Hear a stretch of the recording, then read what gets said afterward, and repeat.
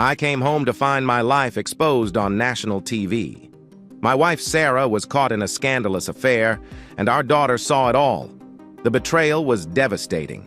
As a rock star, I thought I'd seen it all, but nothing prepared me for this. My family was torn apart, our 20-year marriage in ruins. Public humiliation pushed me to the edge. But I wasn't just going to watch my life fall apart. This is the story of how I turned heartbreak into ruthless revenge. Brace yourself for a tale that will shock you to your core. In March of 1987, my band went into the office of our new record label to make a big deal. We had a contract from one of the biggest names in rock music, and we were excited to reach new heights. I sat at the long table and glanced at the contract in front of me. "What's this Jordan Shock thing?" I asked. "Didn't anyone tell you? You can't use your real name," our new boss grumbled. "Michael Jordan plays basketball, not guitar. From now on, you are Jordan Shock, got it?" I thought the name was okay. It didn't bother me much. I was feeling high from cocaine and had drunk quite a bit of whiskey at the time, but I wanted to make this deal happen.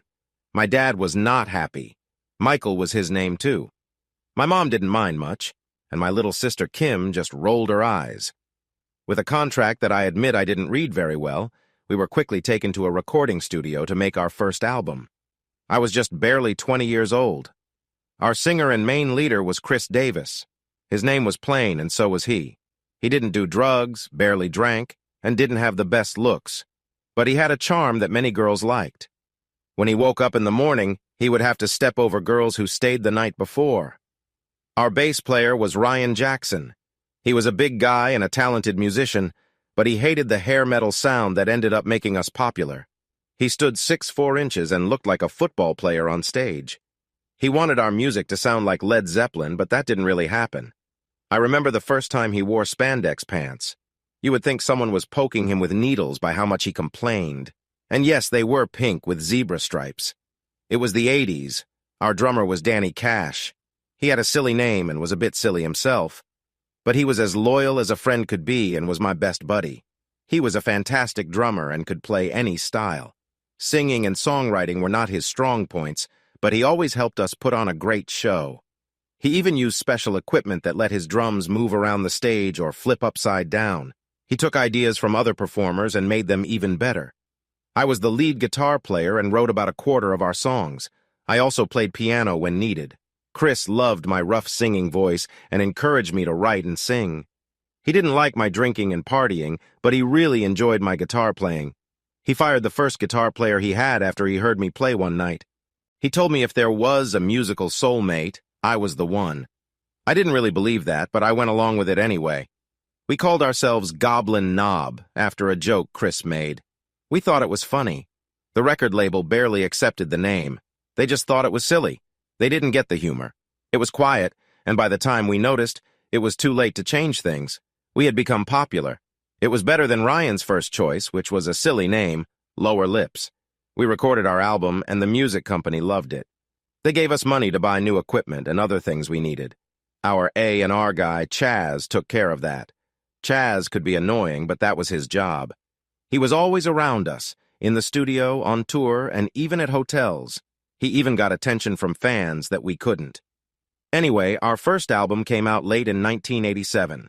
Our first song was a loud and energetic one that did okay on the charts. We opened for the biggest bands at the start of our tours, but when our second song came out, everything changed.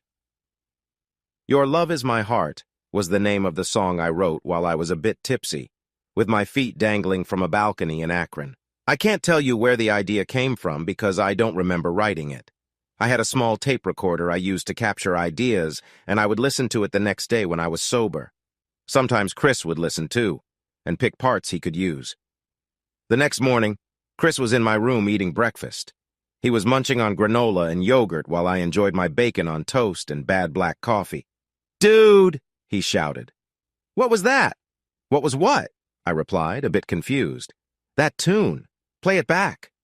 I rewound the tape and found the part he liked. I thought it was nice, so I said, "I can write some words to that." "Do it. I love that tune. It fits my voice perfectly," he said happily. I laughed and said, "Sure thing, give me a couple of days." It was strange because I didn't remember writing the whole song. It had an intro, verse, chorus, and bridge, and I couldn't recall any of it. I didn't recognize it from anywhere, and no one I played it to had heard it before, so I decided to go ahead and finish it. I never got into trouble, so I guessed it was mine. 2 hours later, I had written down the lyrics in my notepad, and the song was done. Years later, people still play it on the radio and at weddings all over the world, which means I get some good money from it. I wish I had read the contract I signed back then because I could have earned more, but I guess we all learn, sometimes the hard way. Everything was great. We were making a lot of money, but soon found out we owed the music company a lot of money too. Luckily, we were able to pay it back easily. It turned out that all the money they gave us was just an advance on our earnings. How frustrating. But once again, I really should have read that contract before I signed it. Over the next 4 years, we released 4 more albums and traveled all over the world. Each album had at least one #1 hit, and we felt like we were on top of the world. That was until grunge music came along. We never got to release our 5th album, Who Dares Wins, because of grunge. When we returned from touring in Europe in 1992, people in America started wearing flannel shirts and stopped washing their hair. We heard music from Nirvana, Pearl Jam, Soundgarden, and other bands from Seattle, but we didn't think it would be a problem for us. That was until we saw that everyone was listening to them and dressing like them. It wasn't just the music. It became a whole way of life, a cultural change. It was tough to watch. We recorded an album, but the record company turned it down. They flat out said no.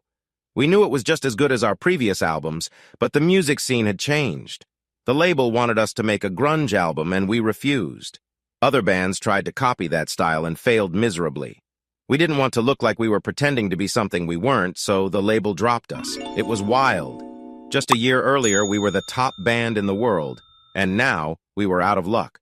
The worst part was that the money stopped coming in. Don't get me wrong, we made millions, and I knew I would be okay financially. But without concert revenue, our albums weren't selling, and the radio stopped playing our music. It was a hard time. I made it through our time together without getting anyone pregnant, and more importantly, without getting married. That changed when my sister introduced me to her friend, Sara. Sara captured my heart right away, and I was completely smitten. We were married within a year of meeting. Sara was a beautiful blonde with a smile that could light up a room. The best thing about her was how smart she was. The only downside was that she always let me do what I wanted. I was disappointed to find out that we weren't Sara's favorite band. That honor went to Wild Punks. They were just another band that had some fame, but they too struggled with the rise of grunge. Sara wished I could introduce her to their singer because she thought he was incredibly attractive. Our time together was pretty typical. I didn't really know how to live a normal life, but we went to dinners, movies, and did all the romantic things. She assured me that my past fame wasn't why she liked me, and that she didn't care about my money. I wish I had been more clear-headed then. I should have listened to my lawyer, who urged me to get a prenuptial agreement. That would end up causing me trouble years later, as you might guess. Sara didn't spend much money, so I believed she wasn't after my wealth. She moved in with me after we had been dating for several months. She took charge of the house, made sure we had food, kept some drinks in the cabinet, and organized my clean clothes. I tried to buy her nice jewelry and a fancy car, but she wouldn't let me. She didn't like jewelry and thought a fancy car was too showy. I just shrugged and felt lucky to have her. Without music to keep me busy, I got bored. When I was bored, I drank. When I drank, I tried drugs. And when I did that, I messed things up. In the past, my friends Chris and Ryan helped me stay out of trouble while we were on tour and in the studio. Chaz kept me in line at other times. Without them around, I didn't know how to handle myself. I did a lot of partying when we were successful, but I had limits then. With Sara, there were no limits because she was fine with my rockstar lifestyle. She thought that was just how rock stars acted. Things got really bad in '97. After 5 years of doing what I wanted, I took too many sleeping pills and ended up on the floor of our bedroom. Sara found me and rushed me to the hospital where they had to pump my stomach. I barely made it through. After that, Sara stepped in and made me go to rehab. You might think going to rehab would be good for me, and it was in some ways. But no one was watching my money, and my business manager took a lot of it. It took over a year to figure out how much was missing and why he got away with it. He was gone, and so was about $10 million of my money. During that tough time, Sara was my support. I wanted to get revenge on that guy or just get high again, but Sara kept me from going back to that life. She cried with me, held me, and cheered me on. She meant everything to me. It was then that she suggested we start a family. She wouldn't consider it while I was in my bad years, as she called them. Once I got better, she stopped using birth control, and a year later we had our daughter, Melody. She became my whole world. Once Melody was born, I never thought about using drugs or drinking again. I couldn't lose her. Sara made it clear that if I started up again, I would lose both of them. That was enough to keep me straight. It wasn't easy, but it was the best reason to stay sober. We faced a challenge when the tech market crashed in '99. I had already lost a lot of money to theft and fraud, and then I lost about 40% of what was left. We managed, but we sold my big house in Los Angeles and bought a more family-friendly home back in Ohio. Not having a cook or house cleaner was tough, but we adjusted. In the early 2000s, Chris and Ryan kept asking me and Danny to get the band back together and hit the road for some nostalgia tours. They played smaller shows in little places, but people were excited about our music again. I kept saying no. How could I go from performing at Wembley Stadium to a small fair in Iowa, or worse, a theater that only held 2,000 people? I just couldn't handle that hit to my pride. That was where we started. Danny had spent all his money. He had much less because he didn't write any songs. That was all Ryan, Chris, and me. So he wasn't getting the same money we were. Danny was already playing in smaller clubs on his own, so he jumped at the chance to return with them. They replaced me with a guy from another band who had been kicked out for using drugs. I just laughed and wished them luck. At least I was sober. I didn't bother talking to Sara about it. I just kept saying no. Chris and Ryan were so angry that they wanted me to give up my rights to use the name Goblin Knob without paying me since I wasn't touring with them. In a smart move, I said no to that. They then started to speak badly about me in every interview. They told people I was always drunk or high and unreliable for touring. So I decided to sue them. I had all their letters and emails asking me to come back. They were making me look bad in public but begging me privately, which was a strong case. I didn't want their money. I cared about those guys. I just wanted them to stop ruining my reputation. By then, Melody was in school, and other parents were looking at me strangely at events. In the end, we reached a deal. They agreed to say nice things about me, and I said I would drop the lawsuit. Like I said, I didn't want their money, and we didn't speak for 5 years after that. Life moved on, and things with my family were good. I started to see an increase in my earnings from music, and I was being interviewed for various Where Are They Now shows and articles. This was all because Goblin Knob was doing well again, and everyone knew I wasn't in the band. People wanted to know why, if I was still doing okay. Did I forget how to play? With Sara's encouragement, I joined a reality TV show in 2007 that put me in a supergroup with other stars from the 80s. It was the hardest time of my life. Those guys were drinking and using drugs like it was 1989. I managed to stay clean, but it was not easy. One tough thing about being an addict is not always having the best judgment to make good choices. When I went to my storage unit to get my guitar for the show, I found out my favorite guitar was missing. I looked everywhere but couldn't find it. I figured it was stolen. Guitar players really love their instruments, especially the ones they play all the time. I had a bright green prototype Ibanez that meant the world to me. It was the only guitar I used on all the albums and most of the tours. It was worn out from many years of playing, but it still sounded amazing. They sold a lot of them, but none of the regular models were like the ones I had designed. I was searching for some papers from Ibanez to help me file a police report when I came across a certificate from the Make-A-Wish Foundation. There was a thank you letter and a picture of me giving my guitar to a young girl who looked no older than 10. It turned out that in '95, I had given my guitar to a girl with leukemia who wished to play guitar with me. At some point, I must have thought it was a good idea to give her my guitar. How could I ever ask for it back? I took the blue version and used that for the show. I really hoped she was okay. I made a note to check on her, but with everything about to unfold, I never got the chance. Because I was dealing with my own issues while doing the show, I decided to move Sara into my house, which turned out to be a big mistake. Sara left her child, Melody, with her parents and moved into the show's house. She was so excited because she got to meet her favorite singer, Jimmy Grant, from the Wild Punks. One of the things we did for fun was have nightly hangouts in the hot tub. A lot of silly stuff happened that didn't make it on camera, but there was one thing that did, and it ended my marriage. After a big concert for the show's finale, I said goodbye to the other musicians and noticed Sara having a heated talk with Jimmy Grant. He was not the nicest guy, and I had to hold back from confronting him several times during the show. The producers were frustrated that I never had a showdown with him. They loved drama and put us in situations that would annoy me. I approached them and interrupted their conversation. "What's going on?" I asked loudly. "Nothing, dear," Sara replied calmly. "Jimmy was just trying to apologize for being rude to me." Jimmy smirked and said, "Yeah, it's my fault. I'm drunk, so I'm sorry, okay?" "Don't talk to her again," I said angrily, pulling her away. We got on our plane and flew home. Life seemed normal. Sara was doing well, Melody was happy, and everything seemed good. We watched the show each week, and Melody loved seeing me play guitar with the band. She had never seen old videos of me, so I promised I would find some, and we would laugh together at my style back then. Then, the second-to-last episode aired. Halfway through, there was a scene in the hot tub with Jimmy, Sara, and another girl Jimmy had brought along. I didn't remember where I was during the taping, but they showed clips of me and the band working on the song that was going to be the big highlight of the show. Sara never sat with us in the rehearsal room because it was quite dull. I thought she was just watching TV or something. I was wrong.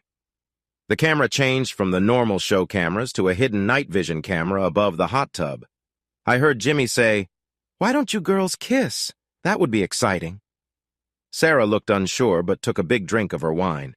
Then a fan jumped onto her lap and kissed her cheek. At home, I was shocked by what I saw. Sara didn't notice anything until Melody asked, "Mommy, why are you kissing that lady?" I couldn't believe my eyes. Sara started yelling and tried to grab the remote to turn off the TV. I snapped back to reality and threw the remote at the wall, breaking it. I stood there watching Sara on TV. Instead of pushing the girl away, she kissed her back and held her close. Then Jimmy leaned in and started kissing the fan's neck. I thought for sure Sara would pull back, but she didn't. Instead, she started kissing Jimmy. The worst part was when the fan moved to let Sara sit on Jimmy's lap. The camera angle didn't show everything, but I could tell they were getting very close. I recognized that move very well. She always did that. Sara rushed Melody out of the room, crying. I collapsed onto the couch, tears streaming down my face as I watched my wife on TV. The sound of the phone ringing brought me back to reality. I reached over and answered it just as the show went to a commercial. "Hello?" "Jordan," my mother-in-law shouted, "tell me that was acting. Please say it was fake and my daughter didn't just kiss someone else on TV." "Well, Diane, I'm not sure, but judging by your crying daughter dragging Melody out of the room, I'm willing to say it was pretty real." "Jordan, I'm so sorry," my wife said, standing in front of me, looking upset. I handed her the phone and said, "It's for you." I walked out as she cried on the phone with her mom. She didn't even try to stop me. I went to Melody's room and kissed her cheek. "What was Mommy doing, Daddy?" I didn't know how to explain, so I said the first thing that came to mind. "She's making things difficult. I'm going away for a bit, Melody. Be a good girl for Mommy, and I'll see you soon." I grabbed my wallet and keys from my dresser and walked downstairs, past my wife, and out the door to the garage. I started my bright green Wrangler and drove off, not really knowing where I was going. Yes, it was the color of my favorite guitar, so what if I liked it? I woke up in a hotel room in Akron. It was funny because it was the same place where I had written my biggest song. There were bottles of Jack everywhere. On the table was a bag of something, and on the floor was Danny Cash. I nudged him with my foot and said, "Danny, what happened?" He stirred and replied, "Man, it's too early for all this." I walked into the bathroom and threw up as much as I could. I was definitely feeling the effects of drinking too much, and I was pretty sure I had used some of the other stuff, too. I felt terrible. When I came back into the room, I looked for my phone. It was in a bowl of water. "Great," I sighed. Danny chuckled. "Looks like you didn't like the calls. You were going to toss it in the pool, but it's empty." Very funny. I was still in the same clothes I had on when I left my house days ago, and I felt gross. I looked around and found my wallet and keys before leaving Danny on the floor. Leaving him there was a big mistake that I would regret forever. I started my Jeep and checked to make sure there weren't any open bottles or bags around. Once I felt safe, I went to the first store I found and got a new phone. They moved my number over and I was relieved. That relief didn't last long, though, as soon as my phone rang again. "What?" I shouted into the phone as I got back to my Jeep. "Jordan, please come home," my soon-to-be ex-wife cried on the line. "No, we're finished. I don't have a home anymore." I hung up, called my lawyer, and asked him to find a divorce lawyer to end my marriage. I was pleased that after checking in at a better hotel, I stayed away from alcohol for 3 days. On a gray Saturday morning, I was reading the newspaper when I felt sick after seeing a headline: "Rock drummer found dead." It was Danny. He'd had a heart attack just 1 day after I left him on the hotel floor. I still wonder if I could have helped him if I had stayed. Would he have survived if I had been there to call for help? I just didn't know. I drove to the nearest liquor store and bought a lot of Jack Daniels. I didn't see or talk to anyone for a week until the police knocked on my door. They asked what I knew about Danny and the drugs. I told them the truth, that I left the day before he died and didn't know what happened after that. Thankfully, the security cameras supported my story, and they didn't charge me with anything. Weeks later, the autopsy showed he had a blocked artery and died of natural causes. Of course, drinking and drugs were a factor, but my friend was still gone. I read in the paper that his funeral was the next day. I went to a store, bought a suit off the rack, and tried to sober up enough not to embarrass myself at my friend's funeral. I wished I had my Lexus as I pulled into the funeral home's parking lot. My bright green Jeep was loud and didn't fit in well there. I had planned to arrive early and stay away from the main crowd. I only wanted to talk to a few people and skip all the showy stuff. When I entered the room, I saw an older woman standing next to a coffin with 2 kids. I walked over and quietly joined them as we prayed. I asked God to forgive him for everything and take him to heaven. It wasn't all his fault, not really. I knew people might say otherwise, but what did I know? I was dealing with my own problems, too. I made the sign of the cross, and the teenage boy beside me said, "You're Jordan Shock, right?" "I am," I replied. "My dad talked about you all the time. His stories were amazing." Before I could ask his name, the woman approached and hugged me. "Oh, Jordan," she cried as I hugged her back. I was surprised I didn't recognize Danny's mother. I had spent a lot of time at her house when Danny and I were in Cleveland. "Hi, Mrs. Caselli. I'm really sorry about Danny." "He loved you so much, Jordan. You know that, right?" "Yes, ma'am. I loved him like a brother." "Can you believe it was his heart? After all the wild things he did, a heart attack took him. Honestly, I'd rather think it was a heart attack than something else, you know." She let go and smiled. "I guess you're right. It's better to remember him that way than think about anything else. You look unwell. Have you eaten today?" I chuckled. "You always worry about me eating, Mrs. Caselli. If it were up to you, I'd be much heavier." "Your skinny frame could use it," said a voice from behind us. It was Ryan Jackson with Chris Davis. I stepped over and shook his hand. I was surprised when he started crying and hugged me tightly. "Man, I miss you." I hugged him back. "It's been way too long." Chris hugged me too and began to apologize for past issues. I stopped him, saying, "Not today, man. Today is for Danny." We let go and he smiled.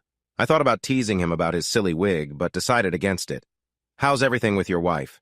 The news is saying a lot of strange things, and we saw the show." "Was it real?" Ryan asked. "It was real. It's over. I'm getting a divorce." Both of them exchanged worried looks. Chris asked, "Did you have a prenup to protect yourself?" I shook my head, knowing I had messed up there. Ryan muttered, "Damn," then left the room to make a call. "What's going on?" I asked. "I think he's calling our lawyer about the band's business. You still own part of the Goblin Knob name and company. We're both concerned if she will get any of that." "Honestly, I have no idea. It's owned by companies, right? She probably can't claim any part of it, right?" I asked, feeling worried. That was an important asset on paper. It wasn't worth as much as it was in the 80s, but it still brought in money after we got married. I decided to text my lawyer to hear his opinion on this. Chris smiled and said, "Don't worry about that now. I'm sure we'll be okay." I felt uneasy about it. When I got married, our band had no value at all. My only real belongings were my house and some savings, and I was so in love that I didn't think about the possibility of divorce. The rest of the day went smoothly. I stayed away from most of the crowd, but they were family and friends of Danny anyway. The press wasn't allowed inside. They didn't bother anyone except me and the guys in the band. Some celebrity friends of Danny said nice things to the press about him, but we didn't. Chris planned to have a press release ready for all of us. Luckily, I got to ride in the family limo with Danny's mom and his kids. I wasn't sure which wife they came from, but none of his wives were there. One of them had passed away in the 90s. The funeral was serious and well attended. The line of cars was long, and I was glad that Danny had impacted so many lives. Later, I learned that the line of cars was about a mile long. I didn't know if that was a lot, but it sounded impressive on TV. There was a lunch for close friends and family. Chris, Ryan, and I sat with Mrs. Caselli and the kids. They asked Chris and Ryan questions that only kids could think of, and to their credit, the guys answered them all nicely. We shared funny stories about their dad and his adventures on tour, keeping things appropriate, of course. Chris spoke a lot about Danny's part in our band's success, and the kids really enjoyed it. I thought that was a nice thing to do. Chris always had a way with people. Once everyone left, Chris and Ryan drove me back to my car. They were really worried about the company and what my upcoming divorce would mean for it. I finally told them to stop talking about it and let the lawyers handle it. I didn't want to stress over it. When we said goodbye, we exchanged emails, phone numbers, and hugs. I promised to let them vote my shares for me. They were glad, and I didn't mind. If they messed things up for the band, then so be it. They were in charge now. Danny had sold his share to them 10 years ago, and he was just getting a salary when he came back. I felt a bit sorry for him, but he had his own priorities. You might not know it, but managing a successful band involves a lot of details. There are rights to merchandise, music, and approvals needed for using songs in commercials. Touring with the band using its name also brought up problems. Getting my songs onto greatest hits collections needed permission too. It was a lot to handle. I didn't want to be too involved, so I always let Chris vote my shares for the band. I trusted him to take care of it. It was his dream, and up to then, he was doing fine. Besides, even if I tried to vote, I'd be outnumbered anyway. Ryan and Chris were always on the same side. I knew I had to do whatever it took to keep Sara away from the band. I didn't talk to Sara at all during the divorce. I had weekends with my daughter, Melody, and I ignored Sara when I picked her up. Melody often asked when I would be home, and it broke my heart to tell her I would never be home again. I found out that Sara was entitled to a portion of my shares in the band. I had to pay her cash for that. I couldn't lose my main source of income. She also took half of my savings and alimony. My lawyer said I wasn't working, but the judge didn't believe that. I had plenty of money coming in from royalties. A few months later, I was finally divorced. I never let Sara explain why she did what she did. She sent me many messages saying it was a mistake made while drinking. But what hurt me the most was how public it was. She made me look foolish, and I became a joke in the music world for a long time. Jimmy Grant got his punishment, though. Someone attacked him outside a club in New York. He was too drunk to know who did it, and I was playing poker in Akron, which is what I told people. No one ever questioned me about it. I heard he got hurt badly and that he might never recover. Quite a situation. Because of the divorce, I lost a lot of my money. I owned some properties which made up most of my worth at that time. Sara didn't want them, so I had to buy her out. I had rental properties that brought in some money. My accountant advised me to take out loans to buy more. He thought the interest rates were low enough that I should keep my cash in other investments that were making more income. It seemed smart back then. We didn't see the bank crisis coming in 2008.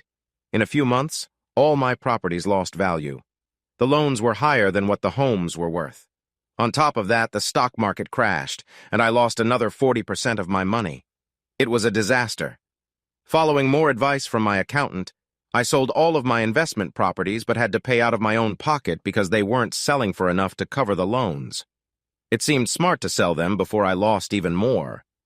I was worried I would lose tenants, and my income wouldn't be as steady as it used to be. With the bad market, no one wanted to pay my old rental prices. That cost me over $1 million. It was really frustrating. My tenants were all looking for new houses because prices were dropping. It was a good time for buyers, By the time things got better for me, it was 2012, and I had less than $500,000 left. I couldn't believe it. It felt terrible. Then something wonderful happened. I went back to work. Not on tours or anything crazy. I did special events. For some reason, my fans wanted to see me. I guess they thought I was a bit distant because I hadn't done much for over 10 years. People were eager to pay a lot of money to see me. At the same time, Goblin Knob released another greatest hits album. It mostly had our popular songs from the 80s, but included a few new songs Chris and Ryan had made. This was great for me because it gave me a chance to connect with fans again and brought in some money. I was at one of the few record stores left doing an appearance when I noticed a beautiful blonde in line. She looked wonderful and was carrying a guitar case I recognized right away, my bright green prototype baby's case. I walked around the table to her. She smiled as I approached and held out my hand. Jordan Shock. Jenny Mason, she replied softly, still smiling. Is that what I think it is? I asked, hoping. She nodded and a tear rolled down her cheek. Come on, let's go to the back. I turned to the crowd. Everyone, I'm taking a 15-minute break. The crowd groaned as I led Jenny to the back room. Once we were there, she placed the heavy case on the table and I looked at it in awe. Jordan, my mom asked me to return this to you. I stared at her, unable to speak.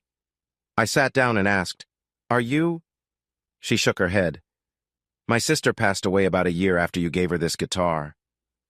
I'm so sorry, no one told me, I whispered. A tear fell down my cheek. I would have gone to her funeral, but I didn't even remember meeting her. She started to cry. You have no idea how happy she was playing this guitar. She played it every day she felt good enough, even on days when she didn't feel well. I touched the case and wiped my hand over the old stickers. I'm sorry. We didn't take very good care of it after she passed. We kept it in her old bedroom, always in the case, always on her bed. I looked at Jenny and asked, Can I open it? She nodded. We're sending it home, Jordan. I'm giving it back to you. I quickly opened the case and the musty smell came out like a wave. There it was, my precious guitar. The strings were rusty and it needed some fixing, but it was there just as I remembered. I pulled it out and held it close. You have no idea what this means to me, Jenny. Wait, what's that? I noticed a folded piece of paper where the guitar had been. Jenny picked it up, opened it, and hugged it to her chest. Oh my goodness, she whispered. I put down the guitar and asked, What's wrong? Did you remember some song lyrics or something? It can't be that important. She shook her head. It's a note from my sister. We didn't know it was here. I wrapped my arms around her and said, Can I see it? She nodded. I took the note and read it out loud. Mom, please give the guitar back to Jordan. I feel bad for taking it from him, even though I loved that he gave it to me. It was his favorite guitar. I heard the doctor say the last treatment didn't work, and my time is short. That's okay. When I sit here with not much to do but think, I know I won't live much longer. Anyway, please give Jordan his guitar back and tell him to write me a song, a power ballad like Your Love Is My Heart. That would be really nice, and I wish I had asked him for that instead of the guitar so I could have heard it. I love you, Dad and Jenny. I love Jordan, too. Make sure he knows that. Tara. I broke down in tears. I tried to sit down but missed the chair and fell to the floor, still holding the note. Jenny knelt beside me and hugged me. As we cried together, the store manager walked in and said, Jordan, what's going on? We have people waiting. Just be quiet, I shouted. Leave me alone. He raised his hands and backed out of the door. I stood up and helped Jenny get up. Here, take this for your mom. Tell her I'll write Tara the best song I can. Thank you, Jordan. I hope we didn't harm the guitar by letting it sit so long. I shook my head. Don't worry about it. If anything is wrong, it won't be hard to fix. I hugged her again and she smiled as she walked away. That beautiful woman was leaving and I was letting her. I snapped back to reality and ran after her. Hey, Jenny. She turned and smiled. Did you forget something? No, I want to get your number so I can tell you when I finish the song. Her smile got even bigger. Sure, give me your phone. I handed her my cell, and she put her number into my contacts. There you go. Now you can call me anytime. Oh, wait. I'm sorry, I didn't mean to. I laughed. I want to call you, is that okay? She smiled and said, I'd like that. She turned and walked out of the store. I watched her leave and then remembered the line of upset fans waiting. I apologized and went back to signing for them. A week later, I was working on the lyrics for Tara's song when Chris called me. "Hey, Jordan, we've been offered $1 million to play for a wealthy person in Oregon. It's a private party." "That sounds great. Just don't mess it up." "No, he wants you to play with us. Will you do it?" I laughed. "Man, I haven't played in a long time. I don't think I'm good enough." "I'll help you. We'll have you back to playing in no time." I thought about my tough money situation and asked, "When is the show?" "6 weeks from now." "All right." Wow, I thought. What have I gotten myself into? I went back to working on the song. A few hours later, I finished. I called Jenny. She picked up, saying, "Hello." "Hi, Jenny, it's Jordan. Jordan Shock." She laughed and said, "You're the only Jordan I know good-looking." I heard her say something quietly to someone else. "Don't stress yourself too much." That made me smile. I replied, "You're not stressing. Listen, I finished Tara's song. I'd love to play it for you and your parents. Is that okay?" There was a muffled scream of excitement like she covered the phone. "When? How?" she asked. "Come to my house Saturday. I'll cook lunch and then we can listen to the song." "Your house? No, we couldn't." I chuckled and said, "Of course you can. It's just a regular house now. My Rockstar days are over. You can also meet my daughter, Melody. It's my weekend with her." "Jordan, I can't think of a reason not to?" "Great. I'll text you my address and see you at noon on Saturday. Bye." I hung up before she could change her mind. After a cleaning crew worked on my home on Friday, I did a quick check to make sure everything was perfect for Tara's family. I decided to make Melody's favorite dish, a pan of lasagna with garlic bread and salad for lunch. I felt nervous, but Melody found it funny. "You're acting like a cat in a room filled with rocking chairs, Dad." I agreed and was just about to check for more dust when the doorbell rang. I opened the door to see a smiling Jenny and surprised parents. Come in, Jenny! Great to see you again." Before I could talk to her parents, her mom pulled me into a big hug. "You're such a wonderful man." She started to cry, and her husband said, "Mary, let the poor guy go." "Thank you for having us, Jordan. Oh, for goodness sake, Mary. Jordan, I'm John. I know we met years ago, but you were in no shape to remember." I frowned. "Well, it has been quite some time," I said. "Good to see you again. Lunch is ready." During lunch, we shared stories about Tara, and they told me how they have been since her passing. She had a big impact on them, and they started a little charity in her name. I promised to make a donation, and they hesitated to accept. I also offered some gold records and things for their charity auction, which they gladly accepted. After lunch, I took them to my music room. I had a baby grand piano, several guitars, and a keyboard set up. Melody showed them to the couch, and they all sat down to listen. "You know, Jordan, Jenny's a music teacher," Mary said, letting that little secret out. "What?" I said in surprise. "You didn't tell me that." "It never came up," she replied quietly. "Do you play the piano?" I asked, and she nodded. "That's great. You play the piano and I'll play the guitar. This will be fun," I said. Her parents liked the idea. Jenny wasn't so sure at first, but after some gentle encouragement from her parents, and especially my Melody, she agreed. "The sheet music is my handwriting, but it's not too messy." I chuckled and pointed at the piano. I plugged in my old favorite guitar and made sure it was in tune. "Ready?" Jenny nodded. "You start the intro. 1, 2, 3, 4. She began playing the piano intro to the song. After a few measures, I joined in with the guitar. As I started to sing the first verse, her mom began to cry. The opening line was, "Your smile shines through your pain like a rainbow." By the time we reached the chorus, everyone was in tears. I sang the best I could.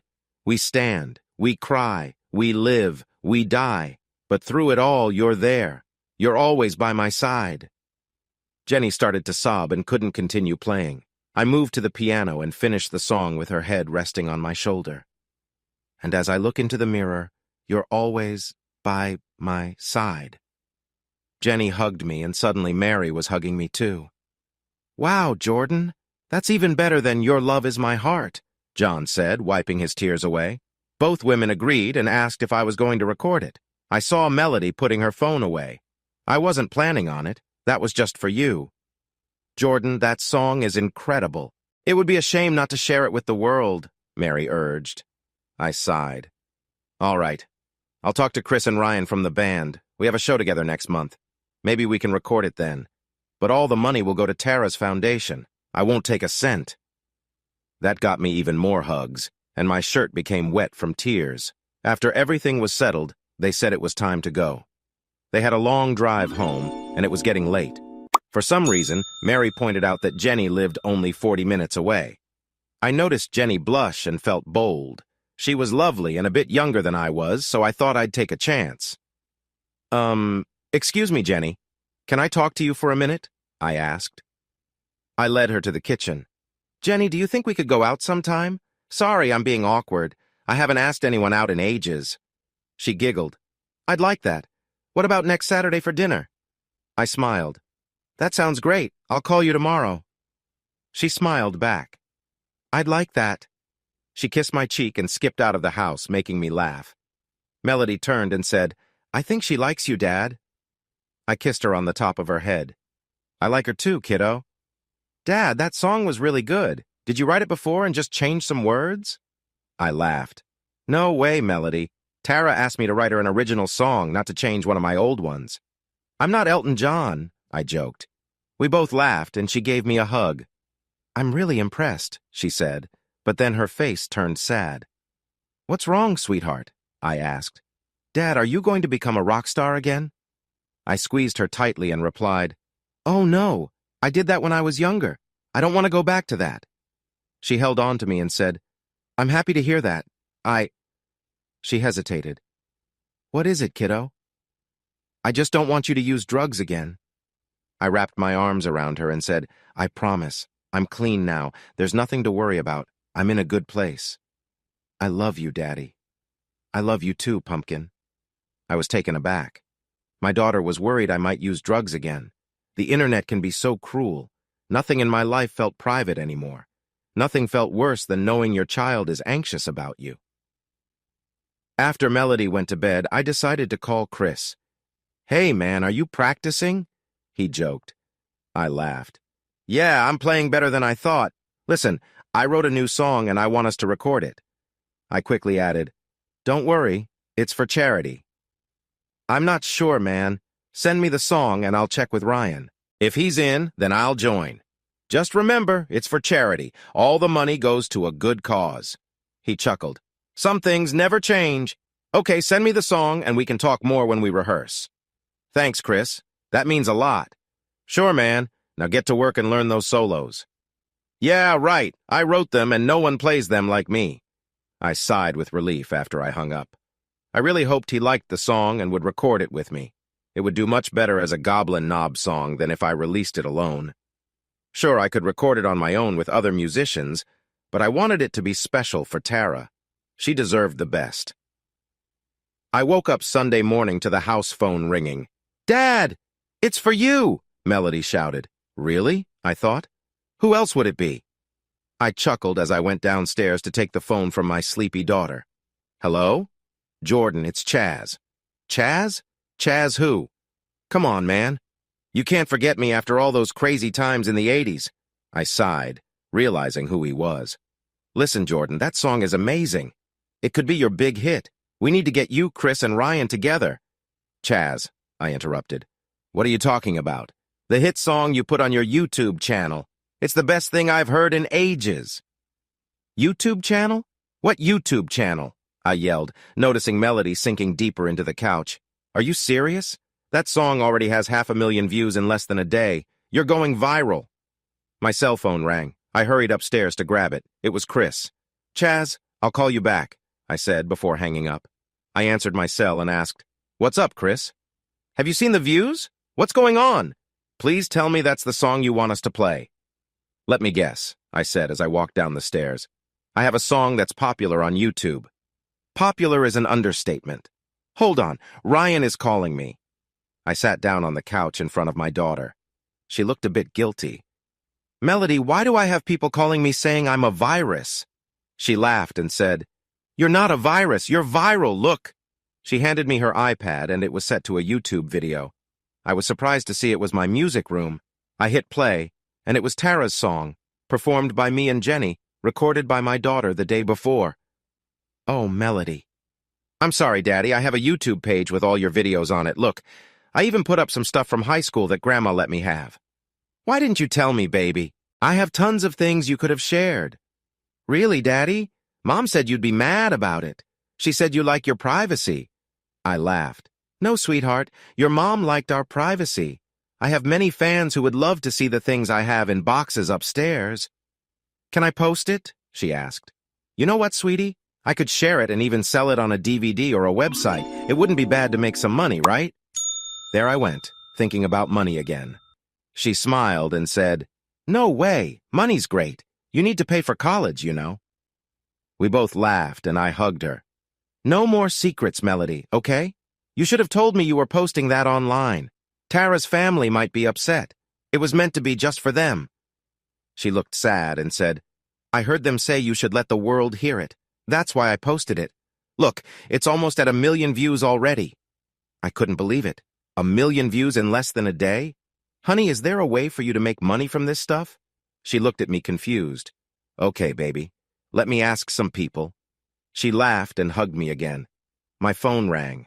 Hello? Jordan, it's Ryan, and Chris is here too. Dude, we're going to do that song. It's amazing. That's great, Ryan. Chris told you it's for charity, right? All the money goes to charity. You're donating your time to record the song. I'll get the funds for the studio. Absolutely. No worries about studio time. We'll record it at my home studio. We can all work on it together. Jordan, I'm really excited about this. He sounded genuine. Me too, Ryan. Guys, I know we haven't been friends for a while, but... Stop there, Chris interrupted. Look, all that stuff is behind us. We were upset because we thought you let us down and we said some silly things. No one feels worse about it than we do, and if you've seen any of our interviews lately, we've been nothing but kind.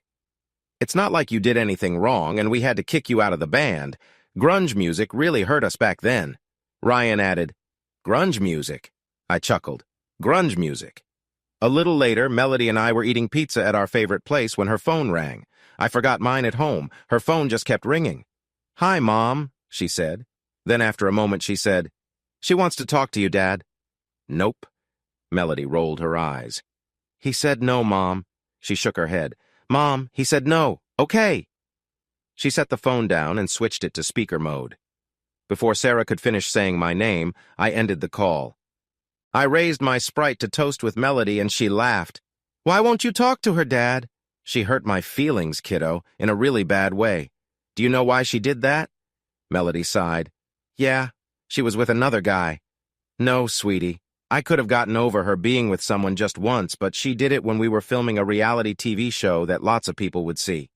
Do you know why I wanted her there? I don't know if you remember, but I was the only one who went at first. She shook her head no. I asked her to come because those guys were using drugs and drinking all the time. I needed her to help me stay strong. I needed her support. But she let me down in the worst way. Melody moved closer in the booth and kissed my cheek. Next time, just call me. I won't let you down.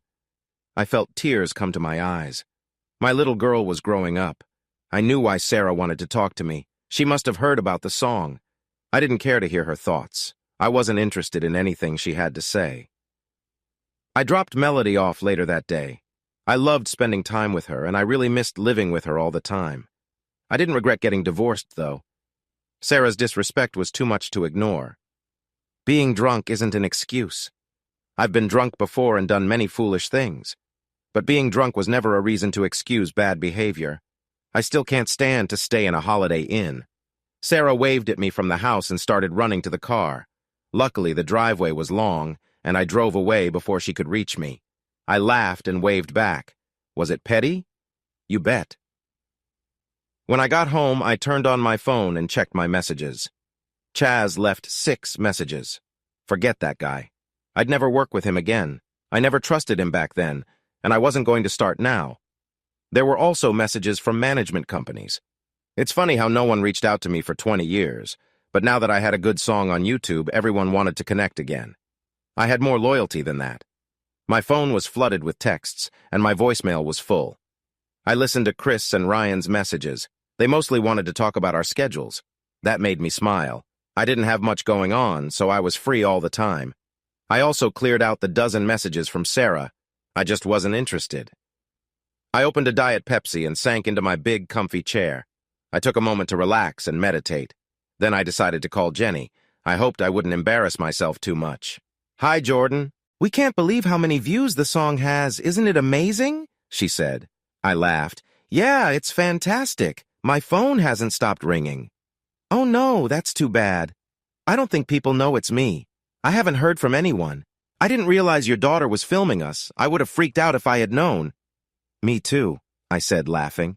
"You aren't upset with her, are you?" "I mean, no, not at all. I would have liked to know I had a page on YouTube, but it's fine.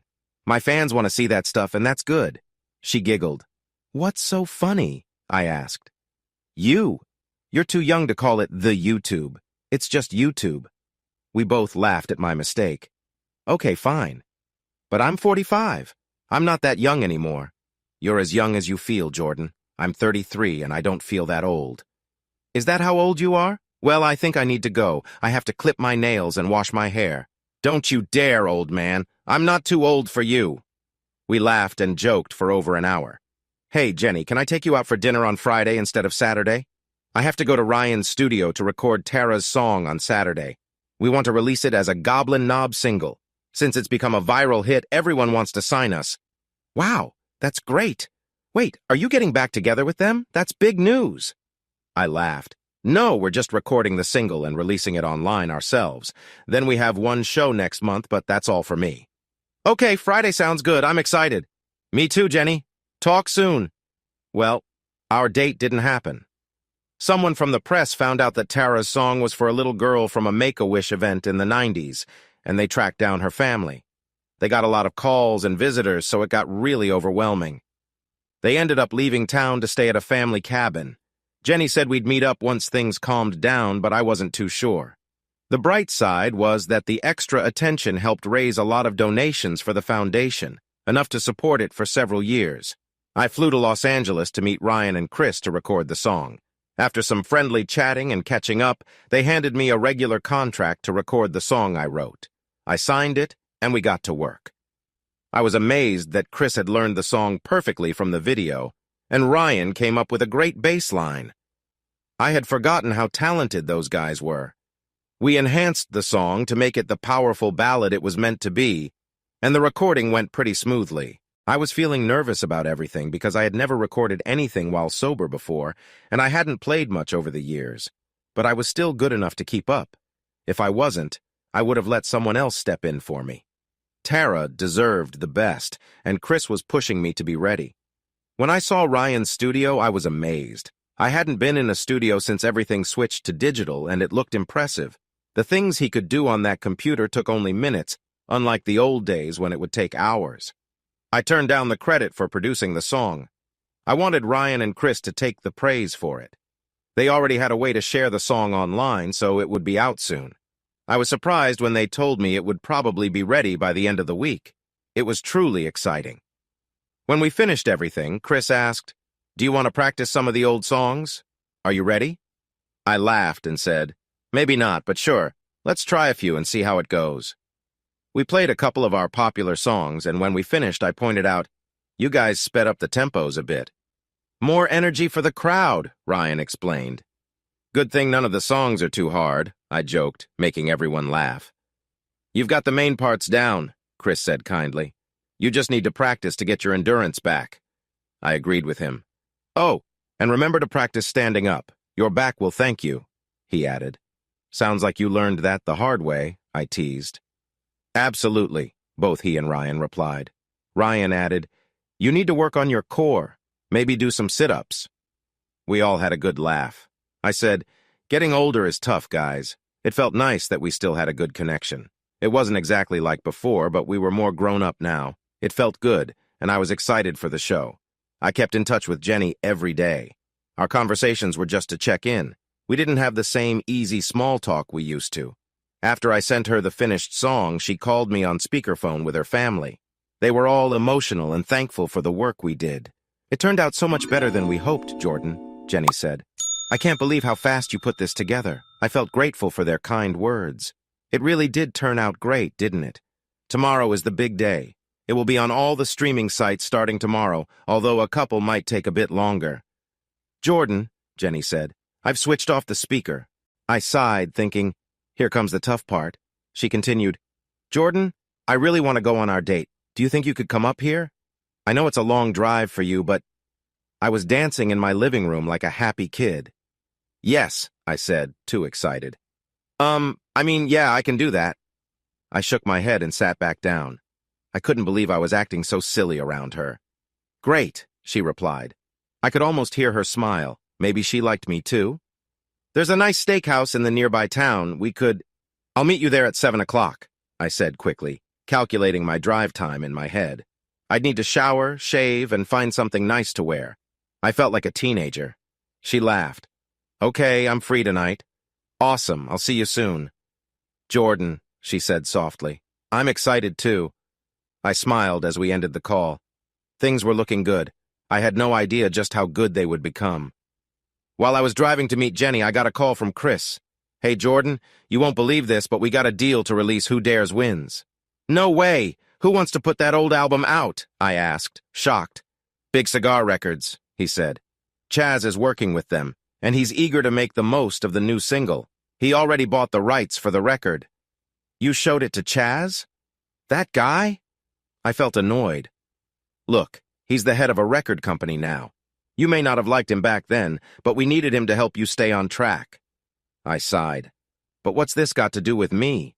He wants to sign us all, including you. That means a tour and 2 more albums. No! I shouted. I heard Chris take a deep breath. Jordan, think about it. He is giving us $500,000 each up front, plus 20% on CDs and 30% on digital sales. Man, I don't even know how digital sales work. That's not a good reason. Jordan, this is a huge offer. That's how much he wants us. I pulled over and took a deep breath. Chris, I can't handle going on tour. I don't think I'd manage it. Jordan, we'll support you. We won't let you fall back if that's what you're worried about. You've done so well for so long. I had a hard time after seeing the show. And then with Danny's passing. Wow, we didn't know that. You're doing okay now, right? Yeah, so far so good. Great, that's a start, right? He asked. Yeah, I replied with a sigh. I knew I'd do everything I could to stay strong, but I felt alone. I couldn't be with Chris and Ryan all the time. I worried about the pressure of touring, recording, and being in the spotlight again. As much as I needed the money, I didn't think I could handle it. When does he want an answer, Chris? By tomorrow. I laughed. You know he's trying to catch us off guard, right? Chris chuckled. Yeah, he wants to secure us before the song gets popular and other labels make offers. I can't stand that guy, Chaz. Let me think about it for a week. That will give me time to see if I can manage getting back into the music business, and it will let Tara's song get some attention. If that song is going to be as big as everyone says, let others compete for us. Okay, I'll hold off Chaz for a week. Listen, Jordan, your recovery is more important to me than this deal. Ryan and I will understand if you don't think you can handle it. I really appreciate that, my friend. I ended the call and got back on the road. I knew how online platforms worked. I spent a lot of time learning about them when I finished the song. It was also in the contract I signed with Ryan and Chris. That deal gave us 15% of the money from the digital single sales. In the past, we got 12% from the album sales on our first 3 albums. The second contract got us 18% for the next 3. In the end, we only made 5 records before they let us go.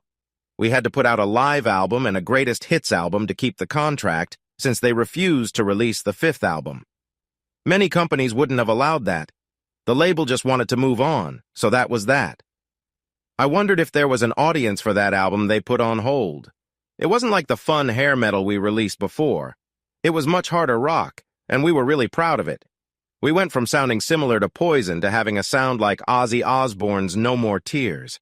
That album was a big hit in '91. That's why we were so surprised they didn't want to put it out.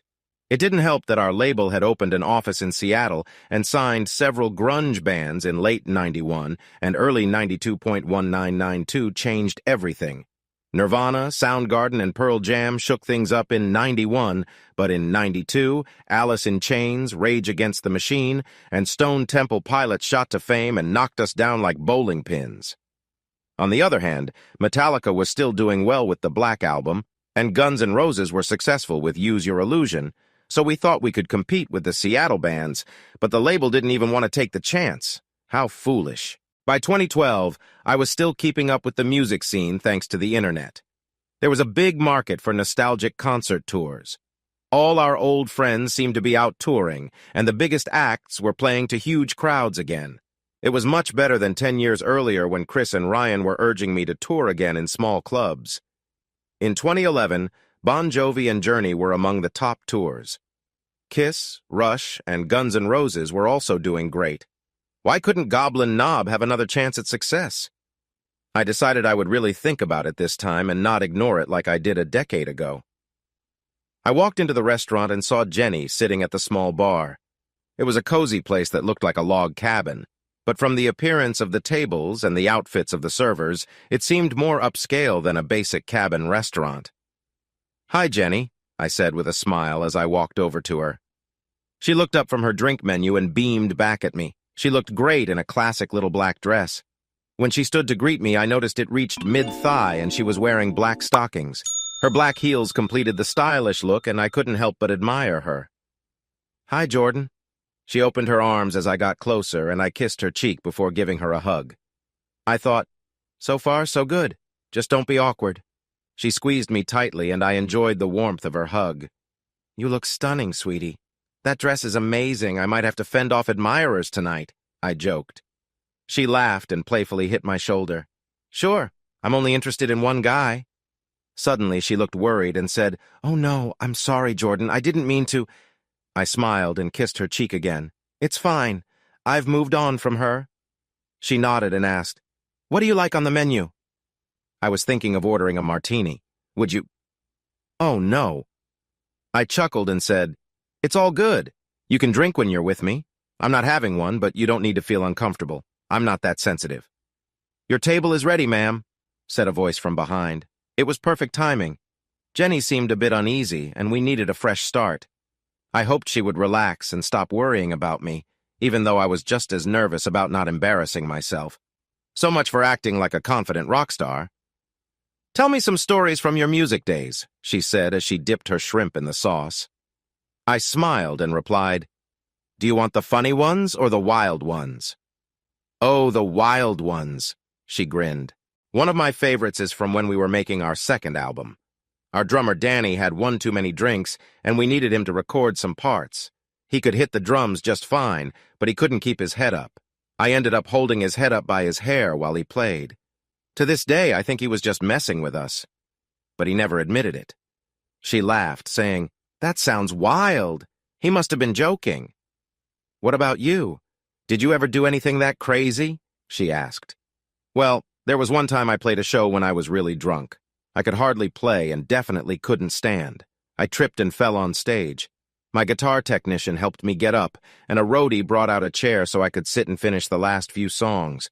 Our singer told the crowd I hurt my ankle to cover for me, but if you watch the video, it's clear I was out of it. It was not my proudest moment. I'm definitely not proud of a lot of what I did back then." She frowned and said, "I'm sorry. I didn't mean to remind you of anything bad." "Let's talk about something else," I said quickly. "One time I was at a hotel bar, and a big group of women rushed in and started yelling at me. I smiled and stood up, ready to choose my roommate for the night, but they all ran right past me. When I turned to look, I saw John Bon Jovi and Richie Sambora sitting in a booth behind me." Jenny choked on her drink as she laughed. "The good news," I added, "was that those poor guys couldn't handle all those women, so when they left, I got to pick from the leftovers." She shook her head. "Wow, aren't you the charming one?" "What can I say? Fans who don't meet the band still find me interesting." She laughed and said, "I always pictured rock stars wearing flashy clothes. You look like—" "A dad from the suburbs?" I joked. She nodded. "That's me. I haven't lived like a rock star since I moved back to Ohio. I'm not that person I used to be anymore." "I can't picture a rich and famous person living in the suburbs," she said. Well, I'm neither rich nor famous anymore. Sure, some people still recognize me. But with my short hair and the extra years showing, it's not as common. She looked concerned. You were in a big band. Did you spend all your money on bad habits and fancy homes? That made me a bit upset, but I tried not to show it. I looked into her eyes to understand where she was coming from. Was she disappointed I wasn't rich? Or that I didn't want to be famous? No, I didn't waste it. I lost a lot in the stock market and real estate when things crashed. Plus, I had to give more than half to my ex-wife. After losing money a couple of years ago, she probably has more than I do now, and I'm still paying her. Just then, the waiter brought our food. Great timing, I thought. As we ate our steaks, the conversation didn't go far. We talked about the usual things like, how's your steak? And, these potatoes are good, aren't they? I wondered if she was disappointed by my finances. It was a shame because I really liked her. When the waiter brought the check, I felt relieved since our chat hadn't improved much. It had turned into business talk about the foundation and how well it was doing after she gave my guitar back. I really cared about that and was glad I could help. Kids with cancer break my heart.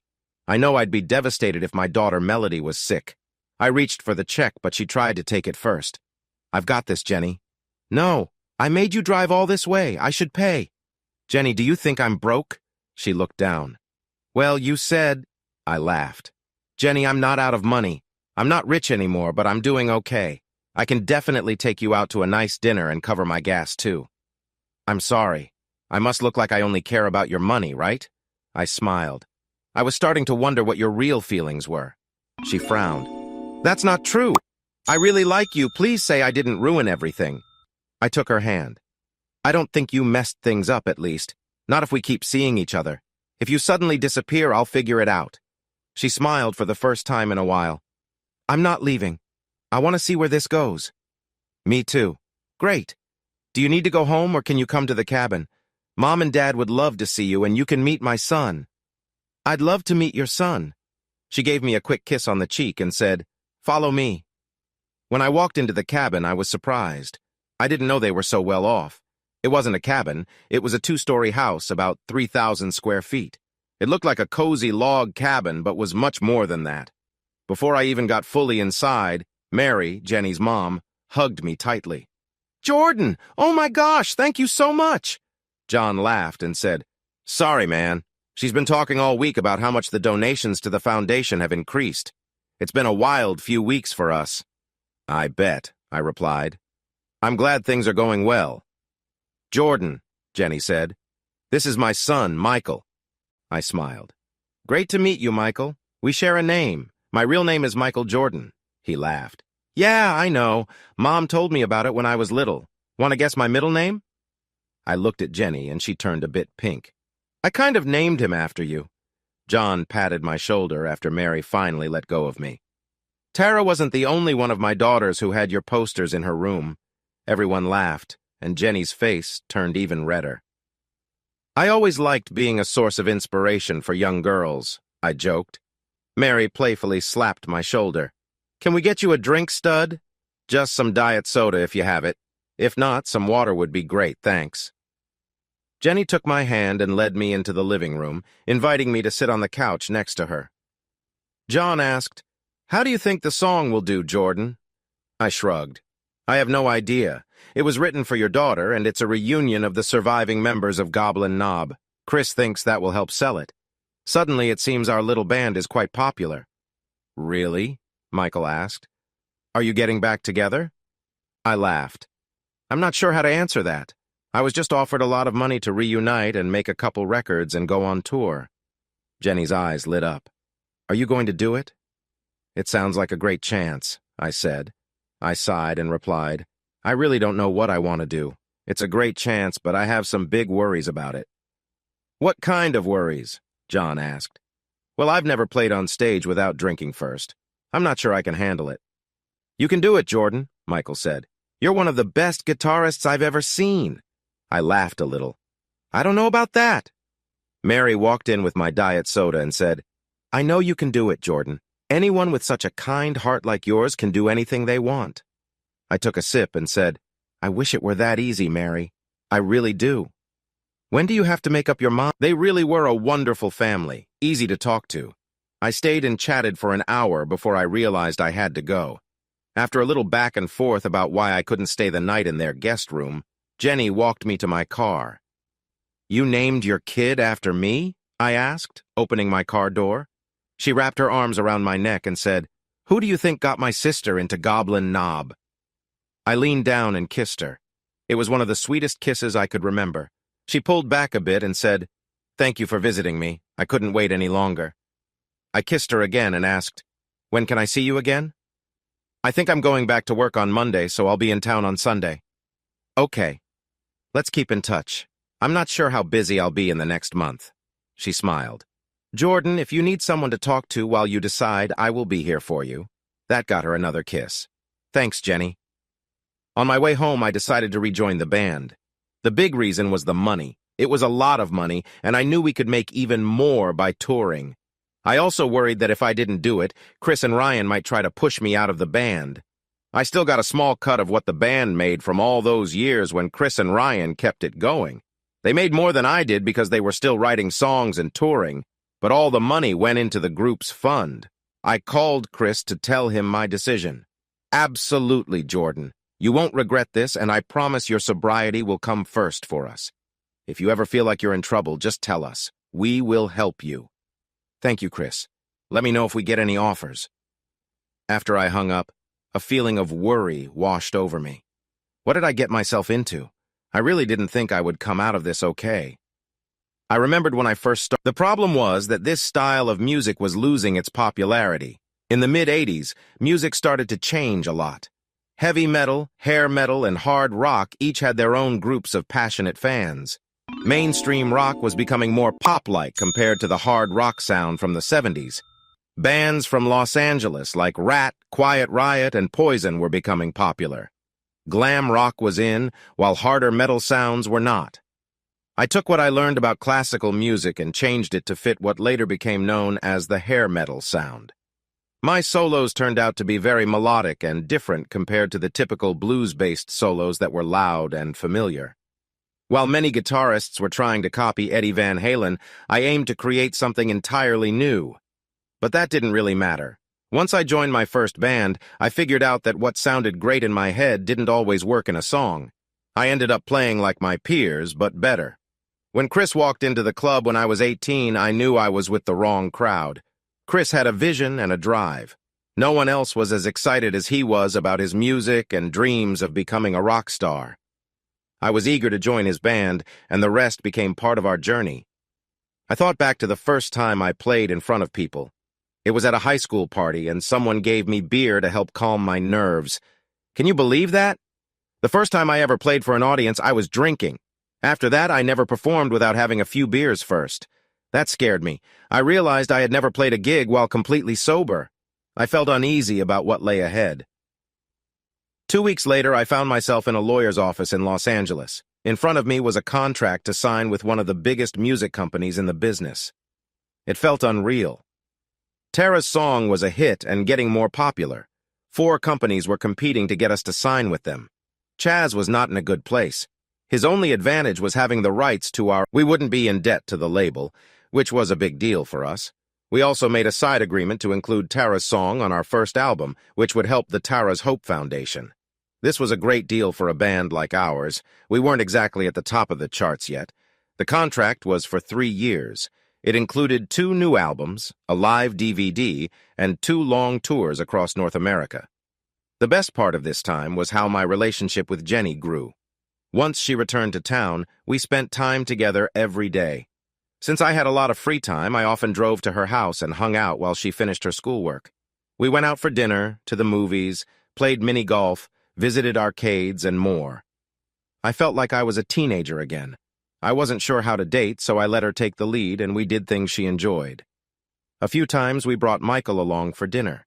He was a nice kid, and usually chose to do something else since he knew Jenny and I were getting close. I was proud to share my name with him. After our 4th date, Jenny wanted to see more of my house, including my bedroom. I was happy to show her.